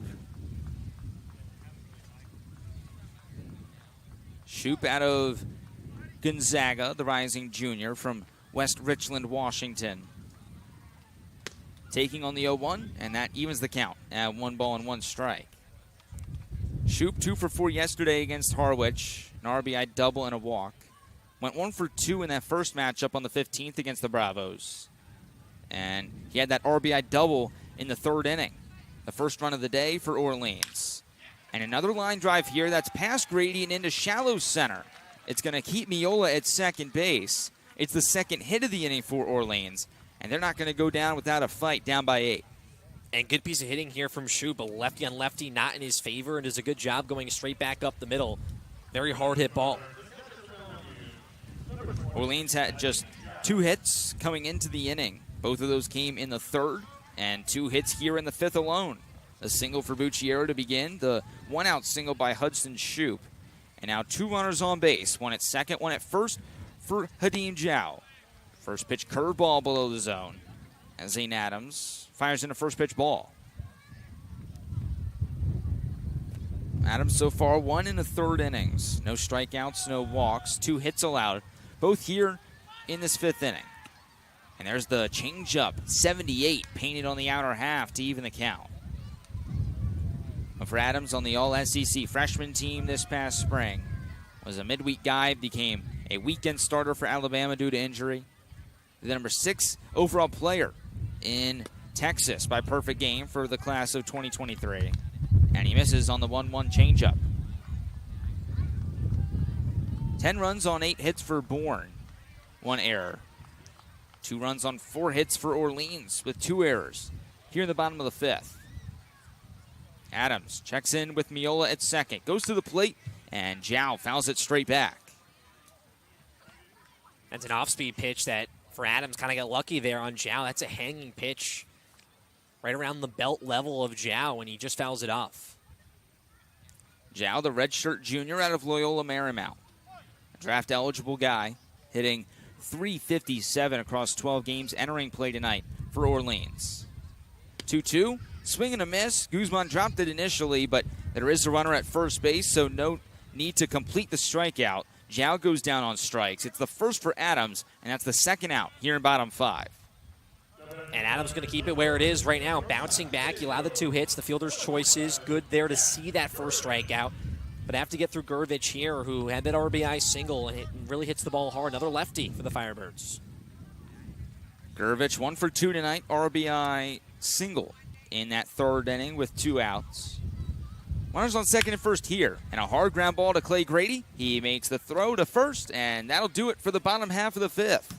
2 singles for Orleans, but they can't get anything across, and it's 10-2 Bourne. As we head to the top half of the 6th, I'll hand things over to Cam Manna. He'll take you the rest of the way here in the Bourne Braves Baseball Network.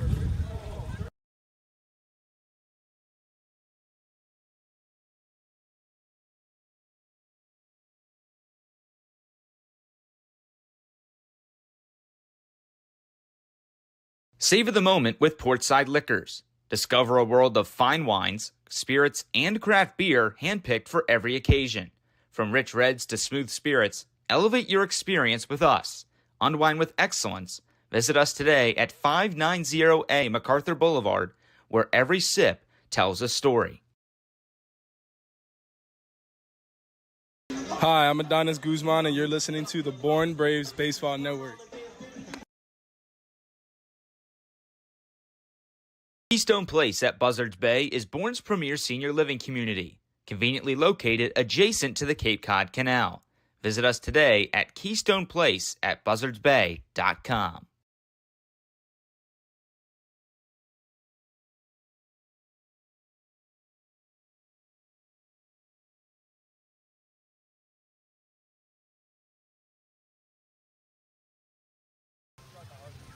Top of the sixth inning here from Eldridge Park on this Thursday night, and it's all Braves on back-to-back nights. A 10-2 lead on 8 hits as the Bravos bring the same hitters to the order to begin as the fifth inning, Conrad, Holcomb, and Stanfield, where the Braves put up a phenomenal inning. A lot of wonky things going on, but a 6th spot for the Bravos, where everyone in the order that was due up, from 3 all the way to 8, all reached around home plate for a run.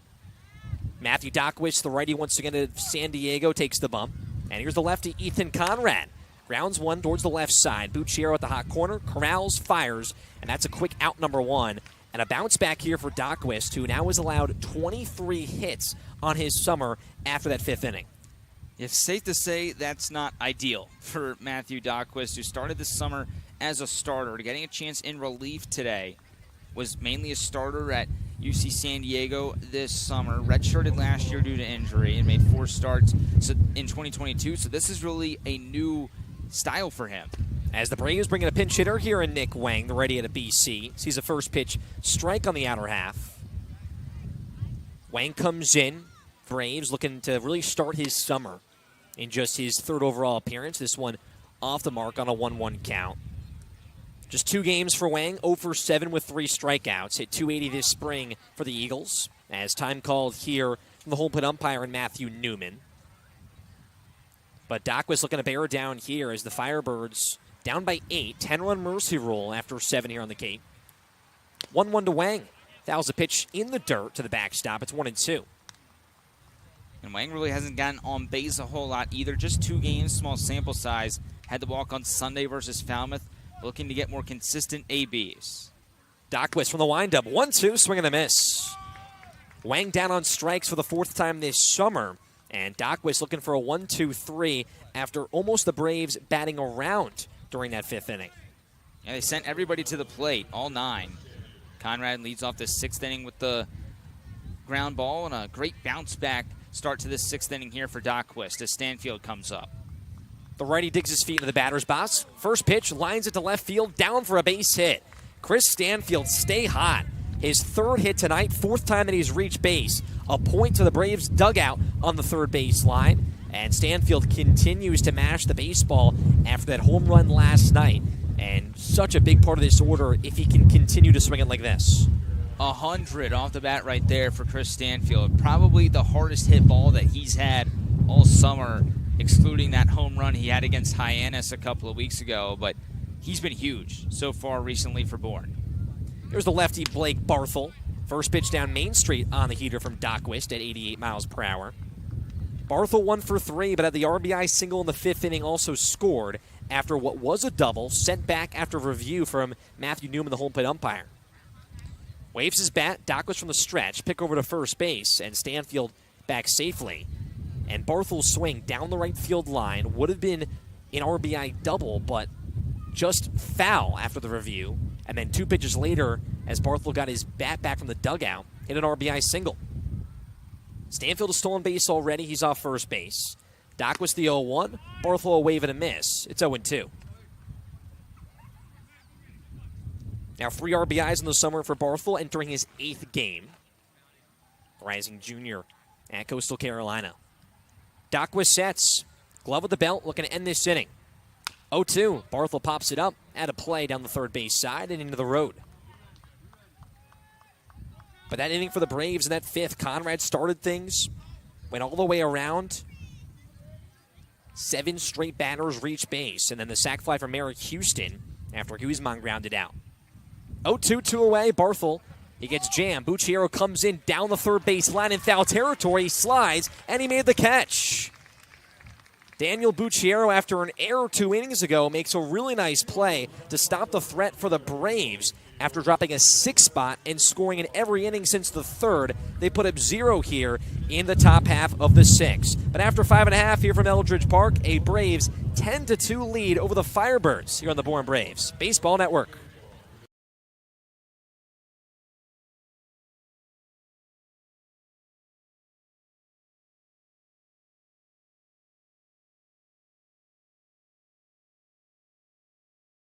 Convention Data Services, or CDS, is an events technology company based in Bourne and a proud supporter of Cape Cod baseball. Since 1986, CDS has been delivering customized solutions to the global trade show industry.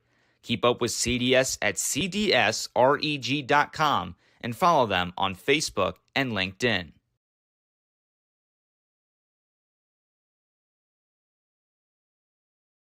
I'm Isaiah Jackson, and you're listening to Bourne Braves Baseball Network.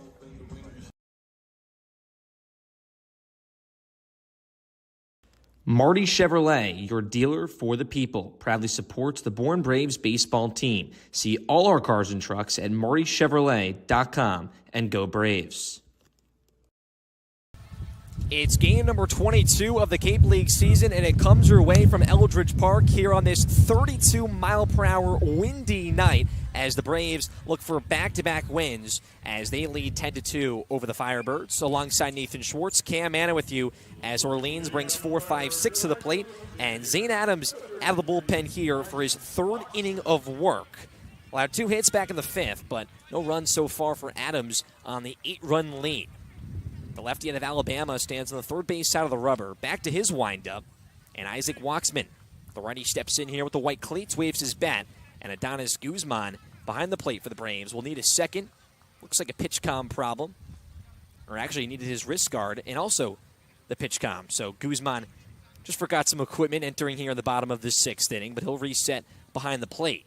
As Adams here, 1 strikeout so far, faced the minimum in the 4th inning and a longer 5th where the Firebirds couldn't convert. Waxman back in the box, 0 for 2 here to begin.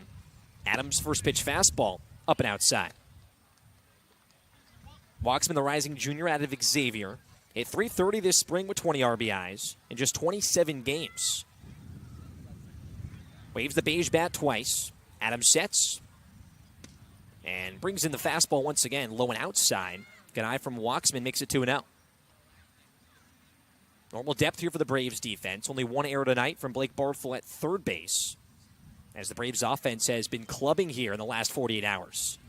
2-0. Heater just off the mark. Guzman a good frame. It's 3-0. And here for Zane Adams, you really just want him to focus on the control. Keep those walks down, limit the base runners, really just try and find a groove in your first relief appearance in nearly a month. Has to work back. 3-0 pitch at the knees for a strike. 4 straight fastballs here from Zane Adams.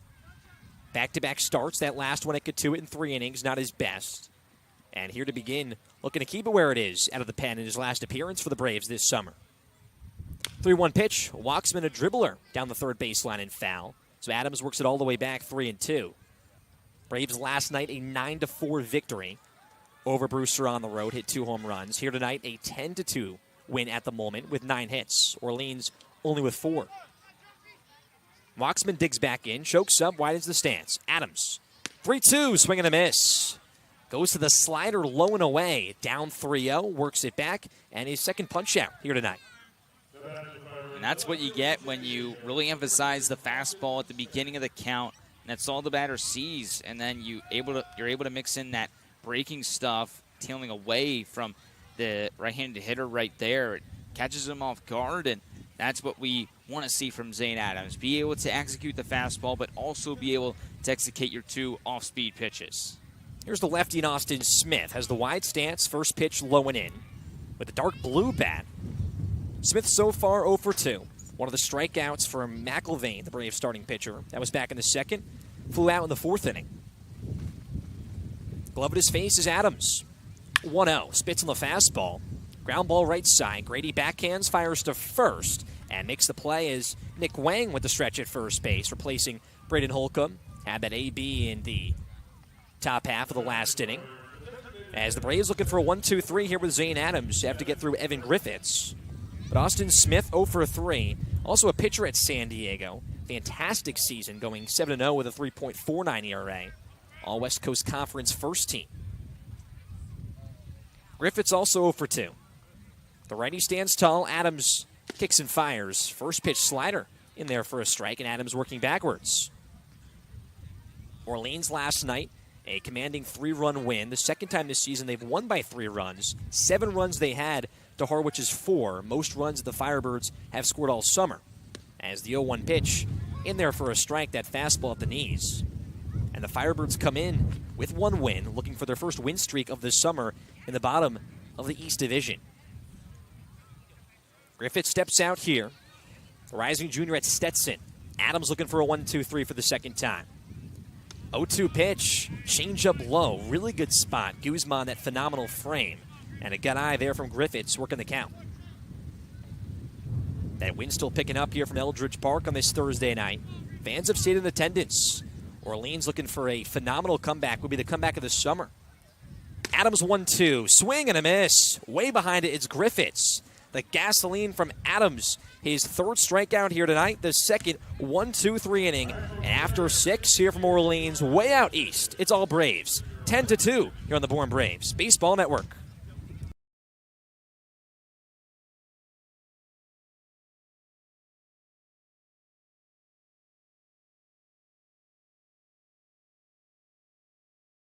To be seen for a minor illness or injury, Cape Cod Healthcare Urgent Care is here for you with high-quality, full-service walk-in care. ER expertise meets urgent care convenience at our 6 urgent care centers, which are staffed by board-certified ER providers and located Cape-wide from Falmouth to Orleans. Cape Cod Healthcare Urgent Care is open daily and offers a cost-saving option for everything from sprains to stitches, with timely treatment in under an hour for most patients. View online wait times at capecodhealth.org/urgent care. Cape Cod Healthcare Urgent Care. Minor emergencies, major attention.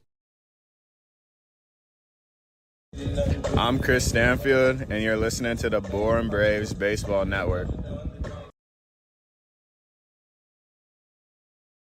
Keystone Place at Buzzards Bay, Bourne's premier senior living community, conventionally located adjacent to the Cape Cod Canal. Visit us at Keystone Place at buzzardsbay.com. We head to the 7th inning here from Eldridge Park. The Braves and the Firebirds for the second time here in 2024. And the Braves a 10-2 lead over Orleans here in the 7th. If the Braves were hypothetically to score 2 runs here, Orleans can't respond in bottom 7. This game would end via mercy rule, but Bourne is to get there first. 7-8-9, Davis Gillespie, Isaiah Jackson, and Adonis Guzman due up. And Matthew Dockwist on the bump here for his 3rd inning of work. They're ready from the windup. Gillespie ground ball left side. Miola at shortstop, shuffles, sidearm throw to first. Close call, but Gillespie out by a step. And Miola bouncing back after his 2 errors here tonight.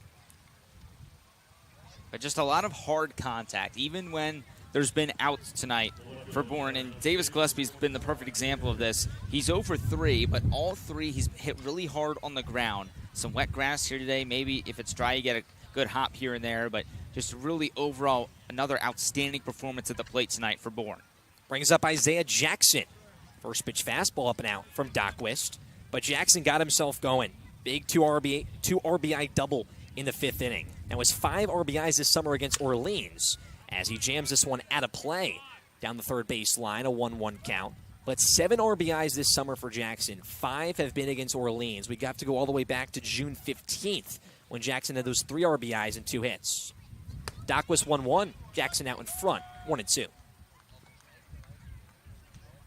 And hopefully something to come here for Jackson to turn around his summer. And we talked about the at-bats of late for the Arizona State outfielder. So much better. 1-2-1 away. Dockwist fires, misses up and out. Jackson's also scored twice, walked and scored in that 4th inning as well. Only run in that inning for the Braves. Dockwist 2-2, low and inside. Tried to go with the off-speed once again, works it full, and working so quickly on the bump is the righty out of San Diego. Both him and Literal, a lot of quick pitch here tonight. Here he goes here on the 3-2 pitch. Low and outside. Jackson, a really good pitch and a really good at-bat. Finding his way on. 2nd walk here tonight. 3rd time he reaches base. And the Braves a 1-out base runner. Adonis Guzman is the only hitter so far tonight for the Braves that has not reached base. 0 for 3, 2 ground outs and a pop out. Had a big ground out back in the 5th inning that set up Merrick Houston for a sac fly. The righty catcher, wide stance, steps in. Jackson off first base with a 2-step lead. Doc was here to the stretch. Slide step, fastballs in the attic. And Guzman coming in with an .087 on-base percentage. The struggles have been there throughout the entire summer. Just the one hit, the lone time he's reached base. Dockwist, 1-0 pitch. Fastball just at the knees. Really good frame from Jow behind the plate. Orleans and Bourne, second time this summer. Braves lead the series 1-0. 10-2 lead with 1 away here in top 7. 1-1. Dockwist fires. Inside to Guzman. Good leave as he's backing out of the way. It's 2-1. Still one hit this summer for Guzman in now 24 at-bats, 7th game. Looking to find his swing here in 2024 for Bourne after a solid season at Arizona. 2-1 pitch. Guzman, shallow fly ball right field. Waxman comes in towards the line, makes the catch shaded towards the line, and Jackson back to first base for out number 2. So Guzman sits at 0 for 4 here tonight, and then now the top of the order for the Braves and Merrick Houston. Houston has reached base twice, a walk and an E6 back in the 4th, has scored once and then the RBI sac fly in the 5th. The Demon Deacon in the righty's batter's box with 2 down. First pitch, Houston fouls it out of play behind home plate. 89 on the fastball there from Dockwist.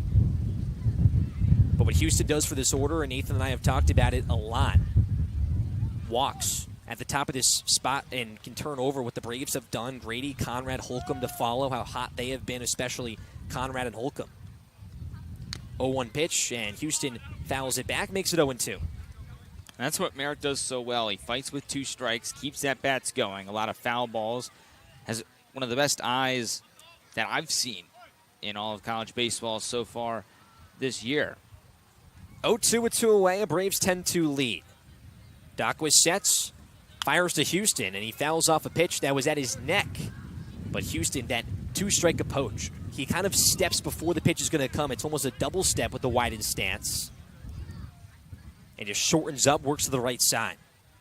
Jackson still off first base, about a 3-step lead with Gervich holding him on. Longest look in that Dockwist has had, now sets. Here's the 0-2 pitch to Houston. Houston a line drive into left field. It's a base hit. Jackson to second, Houston to first base. His first hit here tonight, but Houston has reached base 3 times and keeps it going for the Braves as Clay Grady comes into the box here, and Kelly Nicholson, the manager for Orleans, will go to the mound, and looks like this will end it for Matthew Dockwist. And Dockwist, his struggles this season continue. We talked about it a couple innings ago, coming in with over 20 hits now allowed across the summer, this being his first relief appearance. And Bourne trying to get those 2 additional runs to set up a mercy rule win in bottom 7. We'll get you the new pitcher and everything you need to know on the Bourne Braves Baseball Network coming up. First and second, 2 outs for the Braves, and they'll bring Clay Grady to the plate when you return on the Bourne Braves Baseball Network.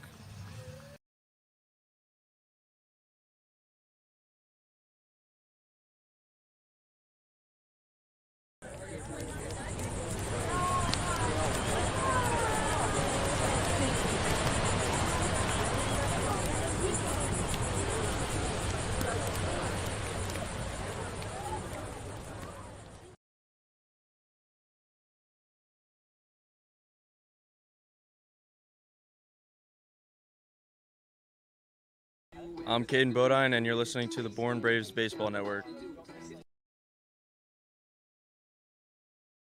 Savor the moment with Portside Liquors. Discover a world of fine wines, spirits, and craft beer, handpicked for every occasion. From rich reds to smooth spirits, elevate your experience with us. Unwind with excellence. Visit us today at Portside Liquors, 590A, MacArthur Boulevard, where every sip tells a story. We're back here on the Bourne Braves Baseball Network as the Bourne offense with first and second and 2 outs as Orleans brings in the righty out of New Mexico State, Saul Soto, standing at 6'4". His last appearance back on the 5th against YD. Went 1 inning, 2 hits, and 3 earned runs. Looking to bounce back here and try to keep it where it is and avoid a mercy rule for Orleans. You're going to make his 7th appearance of the summer as well. A 6 flat ERA across 6 innings, 4 earned runs allowed. 5 walks to just 1 strikeout, so that's probably going to be the thing he focuses on today, that strikeout stuff. It's a 3-pitch mix, so a fastball, a curveball, and a changeup.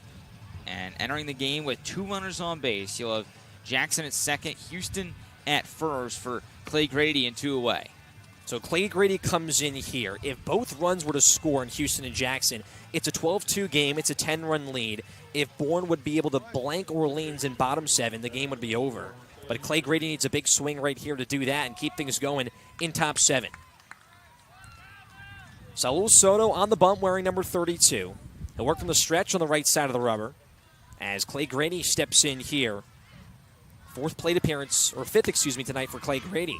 And a first pitch fastball in there for a strike. Grady had the double in the 3rd inning. Has gone out twice since, a pop out and a ground out. 0-1, Grady shows bunt, puts it down foul behind home plate. So it's 0-2, and Grady, we've seen the 0-1 shows on bunts time and time again. Second time we've seen it this game. Yeah, and he really just hasn't been able to put that down at all this year. Something that, he wants to improve in his game and help out his team get another base runner. Well, the 0-2 pitch, Grady will not bite on a low and inside curveball that bounces to the plate. So Grady stays alive here, 1-2, 2 away. Jackson's still off second base, and Merrick Houston after the single on first. Saul Soto looking to put first batter and the only batter he'll see in this inning if he can put down Grady. Looks at second twice at Jackson.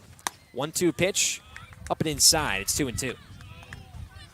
Soto this spring in New Mexico State, a 4-2 record with a 4.79 ERA in just over 41 innings. 2-2, good off-speed pitch. The curveball's in there.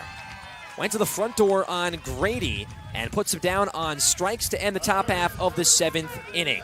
So the Braves strand 2, but still have a 10-2 lead here from Eldridge Park. Bottom 7 coming up here on the Bourne Braves Baseball Network.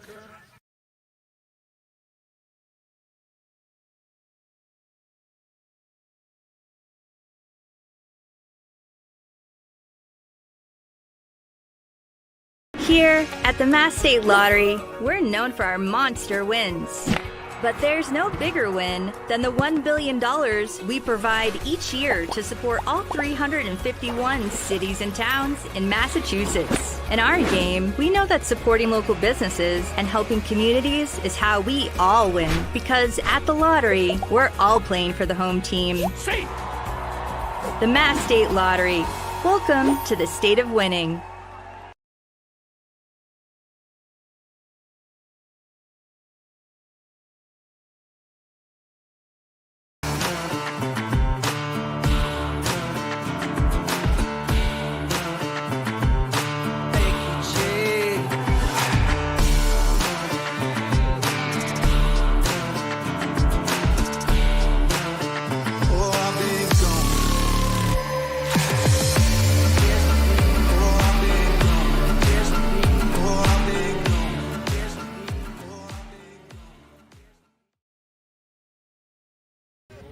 We've stretched it out on this windy night from Eldridge Park for game number 22 of the Cape League season. Bottom 7, Orleans to the plate, and Bourne a 10-2 lead with Zane Adams back at the bump for his 4th inning of work.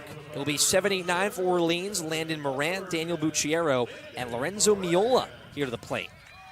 Lefty on lefty here to begin. As the wide stance Moran, the junior out of Stetson, will step in. As Bourne gets set and ready to go. Same defense. Nick Wang is at first base for the Braves. His 2nd inning out there. Adam Stetz. Those high red socks. Kicks and deals from the windup. And first pitch fouled off first base side over the Orleans dugout. Moran's 0 for 1. Walked in the 3rd inning. Was gunned out at second on a fielder's choice and lined out to left to end the 4th. Glove with the face for Adams. 0-1 breaking ball. Fouled off once again. Same spot over that Orleans dugout on the first base side, and it's 0-2.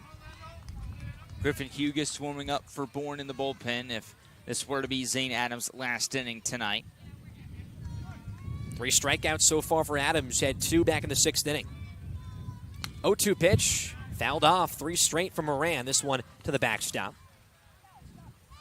Bourne looking for 2 wins in a row and number 9 this summer. And Orleans not looking to drop to 6-16 at the bottom of the East Division. Adams 0-2 once again, swing and a miss. Up the ladder on the heater. His 4th punch out and his 3rd in his last 4 batters.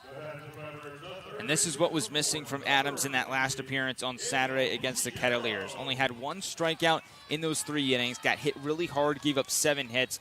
But the strikeouts starting to come back here. Now, as Cam, you mentioned, with 4 tonight. Here's the righty Daniel Bucciero as the Crimson Tide kicks and fires. Just off the mark there on the off-speed. Bucciero has reached base twice. 1 hit here tonight and scored on a fielder's choice in the 3rd inning. The infielder out of Fordham had a spectacular season as the 1-0 is off the mark, 2-0. Hit .310 for the Rams, 9 home runs. Back in 2023 was on the .810 All-Rookie team as well. Ahead 2-0 as Adams resets, now back on the bump. Kicks and fires, and that fastball spiked into the dirt. It's 3-0. Braves here looking to just close this out. That Mercy is also in sight for Bourne, up by 8. 10 hits to Orleans 4. Adams not looking to lose Bucciero. 3-0, he's going to work back. This one 3-1 on the outside corner. And even when Adams has gone down in these 2-0, 3-0 counts here tonight, he has been able to work his way back, and a big reason why he's been so effective. There's that win. Picking up once again is Adams. 3-1 pitch. Chopper at third base, foul, as Barthel picks it up in foul territory.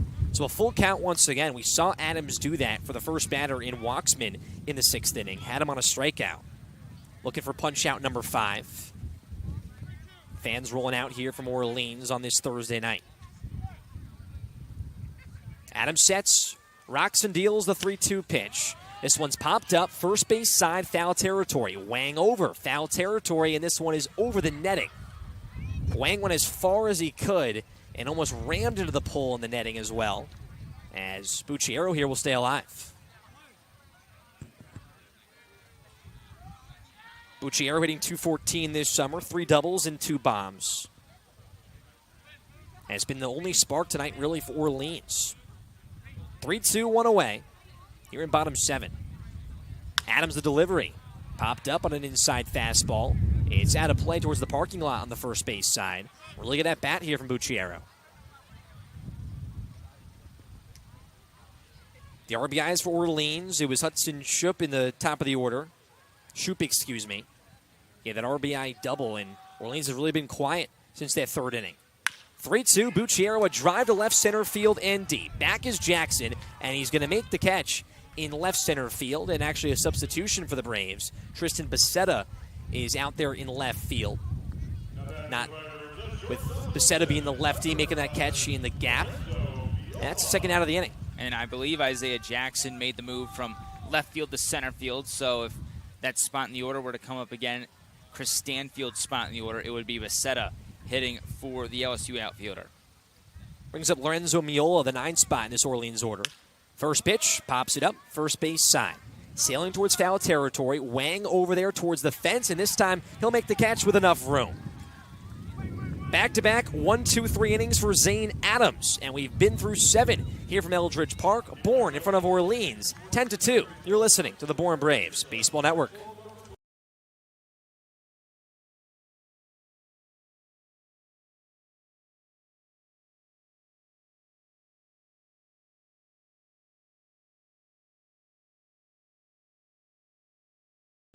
Convention Data Services, or CDS, is an event technology company based in Bourne and a proud supporter of the Cape Cod Baseball League. Since 1986, CDS has been delivering customized solutions to the global trade show industry. Keep up with CDS at cdsreg.com, cdsreg.com, and follow them on Facebook and LinkedIn. Hello, I'm Cam Kozel, and you're listening to the Bourne Braves Baseball Network. Marty Chevrolet is your dealer for the people and proudly supports Bourne Braves baseball. See all our cars and trucks at martychevrolet.com and go Braves.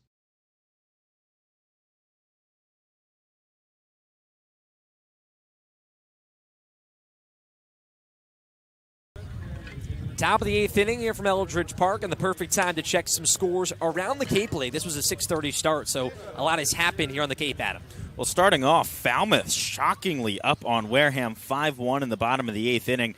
Gage Wood, the Commodore starter, went 6 innings. So with that Commodore's pitching staff really did not have to go too deep into the bullpen. Katuitt against Hyannis in the bottom of the 7th inning.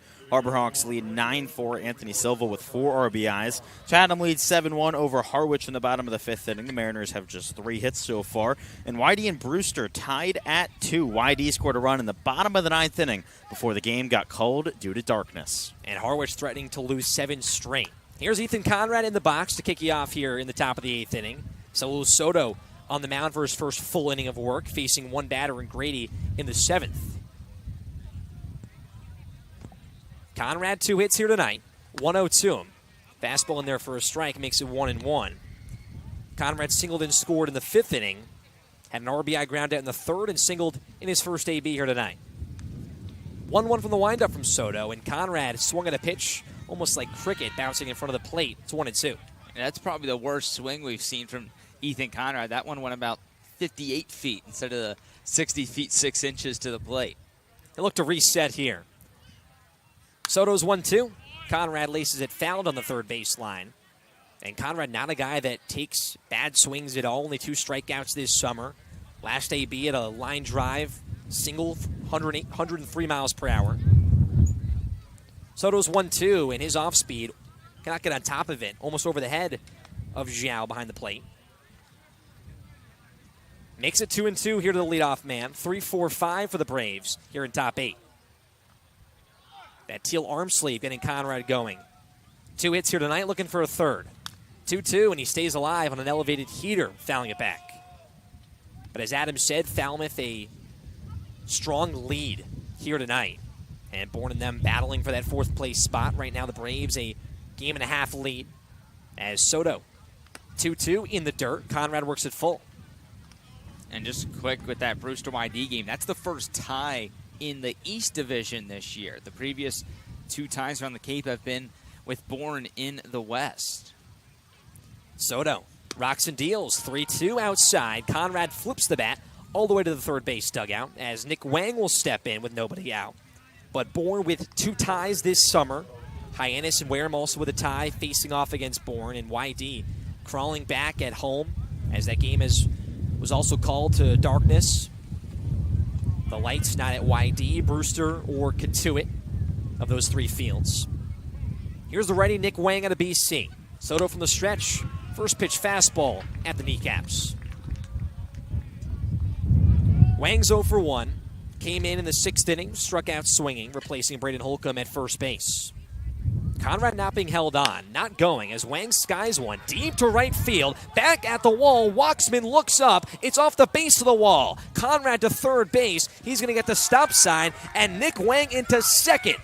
The Bourne dugout erupts. Wang's first hit of the summer snaps an offer, and it's a no-out double here in the top of the 8th.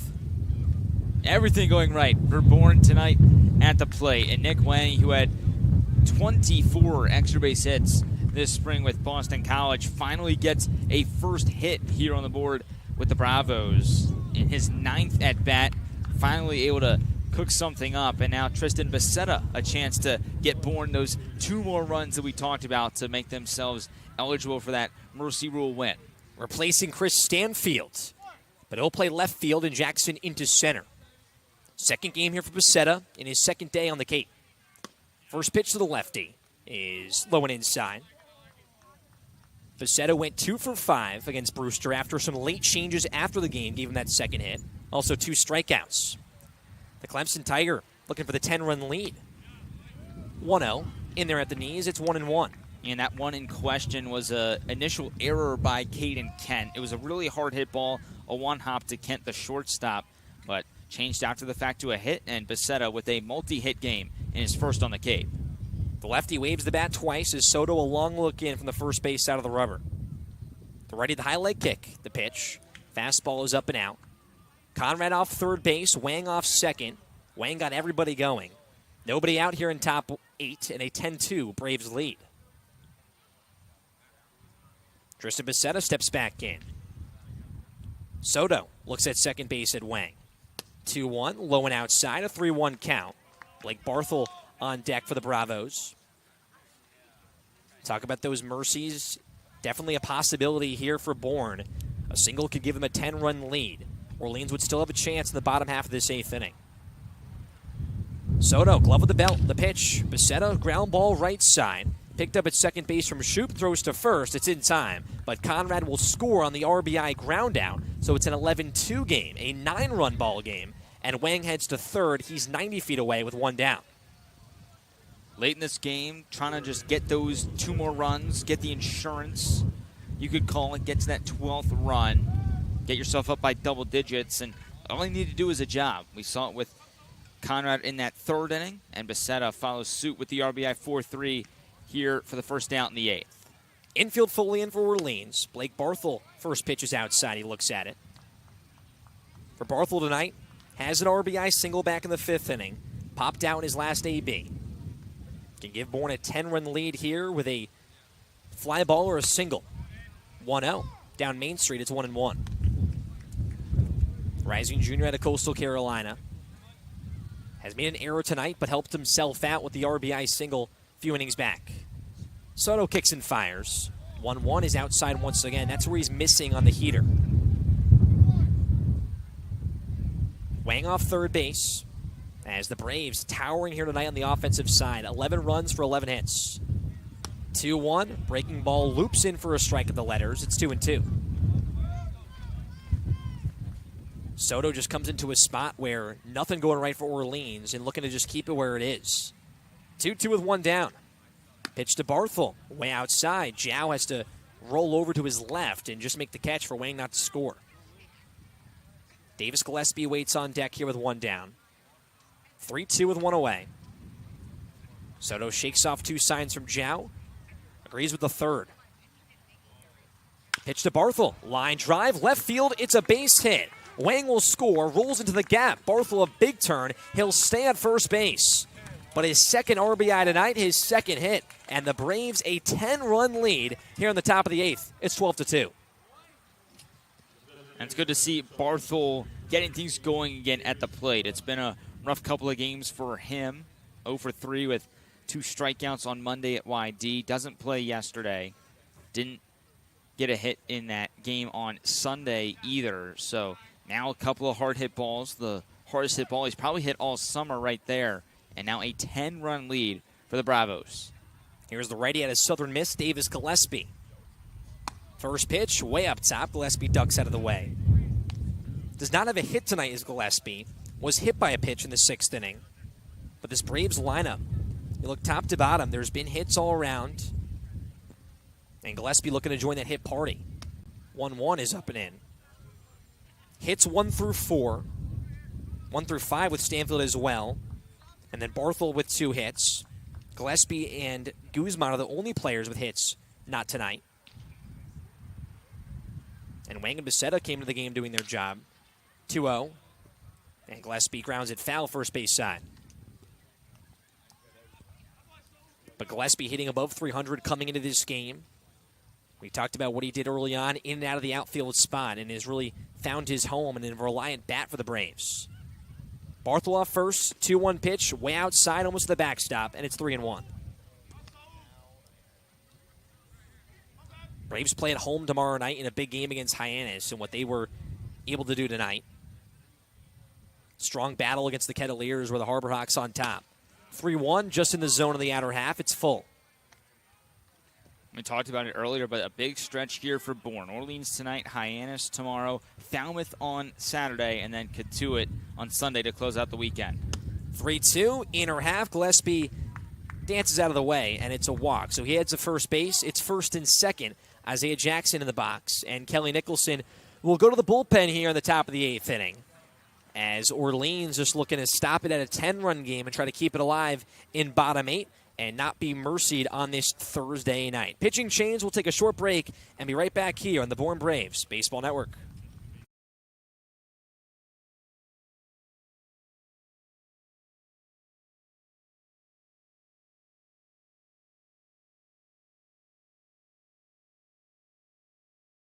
Savor the moment with Portside Liquors. Discover a world of fine wines, spirits, and craft beer handpicked for every occasion. From rich reds to smooth spirits, elevate your experience with us. Unwind with excellence. Visit us today at 590A MacArthur Boulevard, where every sip tells a story.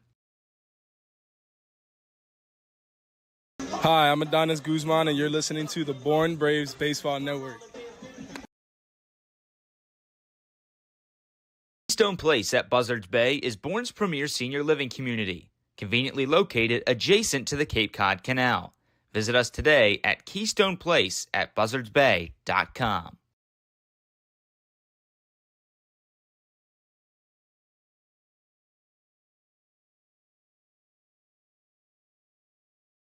I'm Isaiah Jackson, and you're listening to Bourne Braves Baseball Network.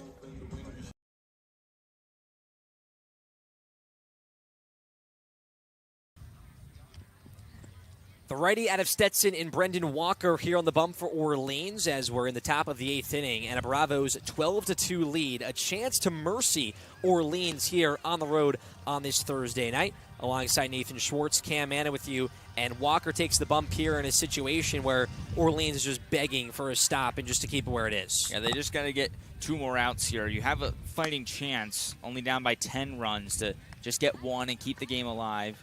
You know, it's going to take a pretty big comeback effort to tie this game up or come out and take a lead, but you don't want this game to end early if you're Orleans. You want to play the full 9. You don't want to get mercied on your home field, even though it's been a rough go of it lately for the Firebirds. And for Walker, a bounce-back chance for him. He got shelled his last time out against the Anglers on the 3rd.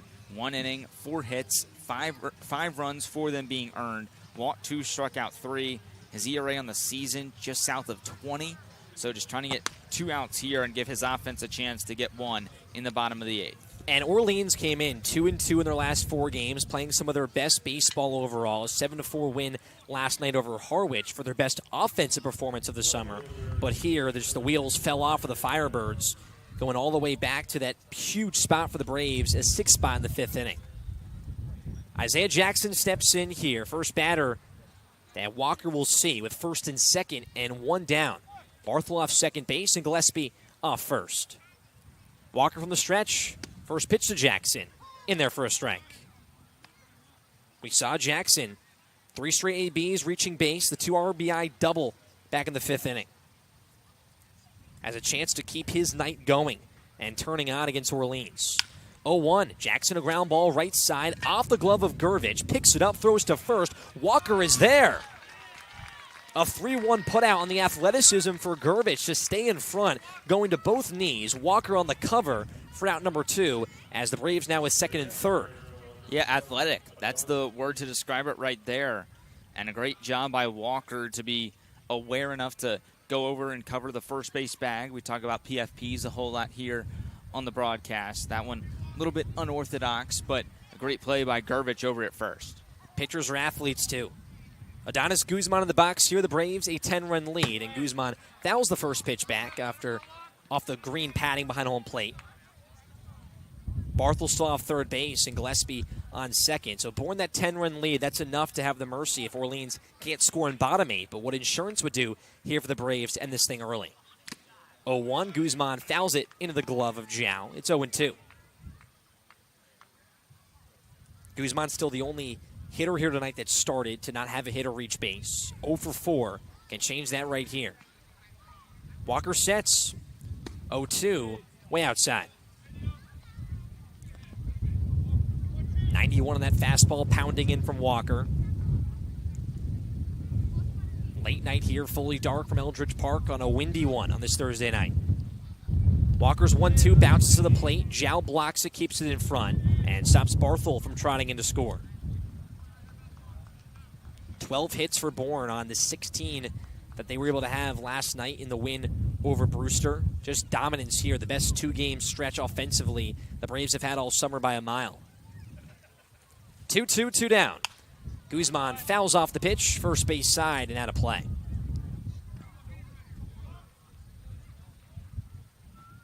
One hit this summer for Guzman. Has the RBIs, has had a sac fly this summer as well. Infield back here for Orleans. Walker's 2-2 once again. Guzman pops it up. First base side, shallow right field, but into foul territory. And tails out of play once again onto the hill. And the baseball actually bounced on the hill, rolled under the fence, and now there's a fan. There's a kid trying to put his hand under the fence to grab the baseball. There is an Orleans player running down. We'll see if he flips it under and just kicks it under to them. Playing some games with them right now. And he's going to give them the baseball. So 2-2 count, back to Guzman here. Pitch from Walker. Guzman kills it, left field and deep. Back at the track, but it hooked foul. Oh, Guzman, almost a killer and a put him in the coffin home run here in the 8th inning, but just fouled an up and inside fastball. 100 mile an hour off the bat. It says it only went 331 feet. No way that's true. That one at least went 370 off the bat of Guzman. But he'll get another chance here with 2 strikes. Walker's 2-2. Good spot, strike 3. Guzman goes down looking at a heater that was right at the knees. And that ends the top half of the 8th inning. But the Braves score 2 here in the inning. And Nick Wang coming up big with his first hit. Bravos 12, Orleans 2. Bottom 8 coming up. Orleans needs 1 run to keep it going, but the Bravos can end it if they put up a 0 in bottom 8. Coming up here on the Bourne Braves Baseball Network.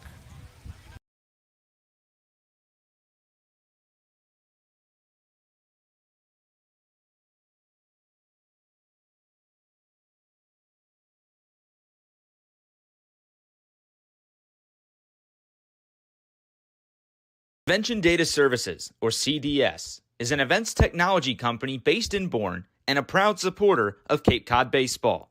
Since 1986, CDS has been delivering customized solutions to the global trade show industry. Keep up with CDS at cdsreg.com and follow them on Facebook and LinkedIn.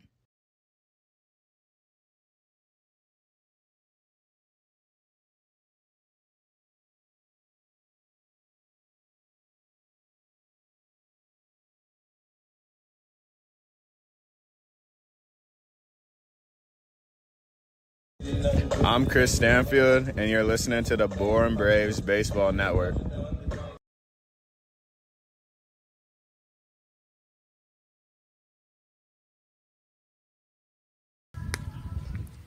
Bottom 8 here from Eldridge Park on this Thursday night, game 22 of the Cape League season, and the Braves can win it here in bottom 8. A 10-run lead over Orleans, 12-2, and a 0 spot for the Orleans offense would give the Braves win number 9. Griffin Hughes, the right-hander out of Miami, takes the bump here for the Braves. So far this summer, a 6.14 ERA. Last outing was against Falmouth back on the 7th. 1 inning, no earned runs, no strikeouts, and no walks. And once that right here, there was a run that scored but not earned from Hughes as he looks to shut the door in bottom 8. Yeah, and he's got the 4-pitch mix of the fastball, the slider, the curveball, and the changeup. We've seen him get better and better each outing and looking to close the door here against the top third of this Orleans lineup. It'll be Hudson Shoup, and then Hadim Zhao and Jack Gurvich, the 3 that are due up. Shoup had the RBI double in the 3rd inning. He also singled back in the 5th, so he's the first guy you want to get down here, and then you're in a good spot if you're the Braves.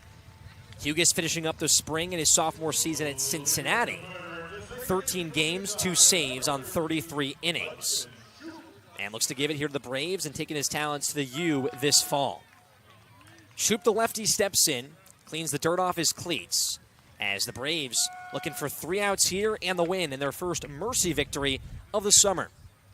Hughes, the righty, rocks and deals from the windup. First pitch is up and in.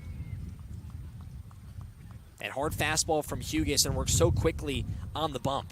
Has that snappy delivery. 1-0. Ground ball left side. Backhanded from Houston as he charges in. Fires a hard throw across the diamond. It's too high and would not be in time to get Shoup either way. Going to be an infield single, third hit of the night for Hudson Shoup.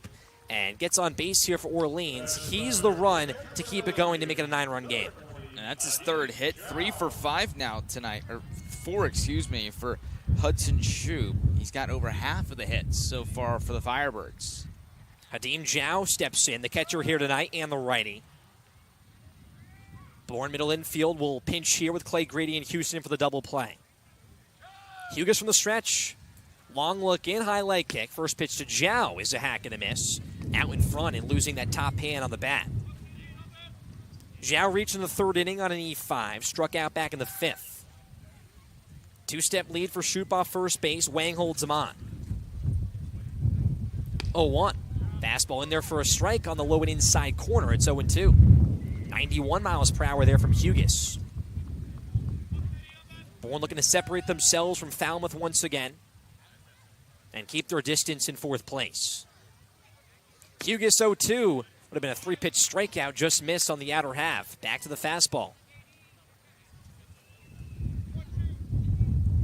Zhao out of Loyola Marymount University hit .432 this spring in 20 games. As he grounds this one left side, could be 2. Houston picks it up. He'll go to first base on the slow roller and got Zhao by a step. Shoup will advance to second. And that does the job for Orleans here. That runner in scoring position is the runner to keep this thing going. And a single here from Gervich can do it with one down to have this game head to a 9th inning. And for Bourne here, they want to end the game for 2 reasons. 1, a win, but 2, to mercy someone on their away field, Orleans home field. Here's the lefty in Gervich, and this one hit him on the wrist. And you can even hear it on the crowd mic, just in some agony was Gervich. Really tough spot to get hit on that inner part of the wrist. Heads to first base. First and second actually does set up the double play here for Bourne with one down. It's almost just a better spot for Bourne right there. Now that they can get the double play, they can get the ground ball, they can go to third base, they can go to second base, they can go to first base. Just adds a whole bunch more flexibility here. It'll be Isaac Waxman here into the box. 0 for 3 here tonight, 2 strikeouts. A flyout jammed in between back in the third inning. A double play can end this thing here from Orleans. 1 down, a 12-2 Braves lead here in bottom 8. Waxman steps in, waves the bat twice, as Hugas back to the first base side of the rubber. The righty fires. This one line deep to right field. Conrad backpedals, makes the catch. Both runners back to their respective bags, not advancing. The wind killed that baseball, blowing straight in, would have been over the head of Conrad, and the Braves now 1 out away. Absolutely huge right there by Ethan Conrad in the Bourne defense. Not only to make that play, but just to keep the base runners where they are. And now it's going to be a little tougher for Smith to bring home that runner from second as Orleans is down to their last batter. The Braves looking to win it here in a full 8 innings. Not 9 from Orleans via the mercy. Smith, the lefty, steps in. Hugas set. First pitch off speed is low and inside. Smith's also 0 for 3. A strikeout, a flyout, and a ground out back in the 6th inning. First inning of work here for Hugas, looking to close it. This one skied in the air, deep right field. Conrad is there. Steps 3 steps towards the line, makes the catch, and the Braves win number 9 this summer via the mercy here from Orleans. A 10-run victory, 12-2 the final, as Bourne with 12 hits, motors on back-to-back nights with an offensive eruption. And we talked about it last night, but it feels like the tip of the iceberg was reached, and now they are at the peak of it. This offense clicking on all cylinders, everybody contributing from 1 through 9 in the order. The situational hitting is the best it's been all summer. The power is finally starting to break through. The defense was great tonight other than one blunder early in the game, and the first mercy rule win of the summer for the Bravos.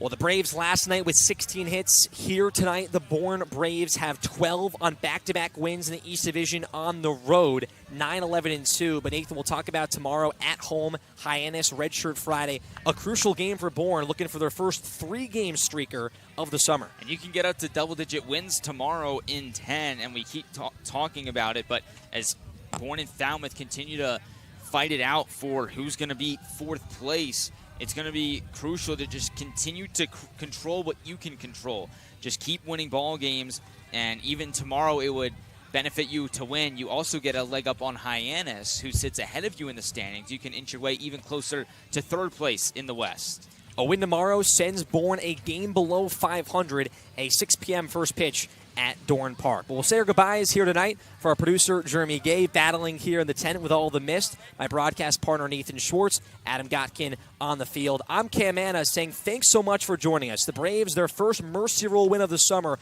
12-2 the final here from this windy night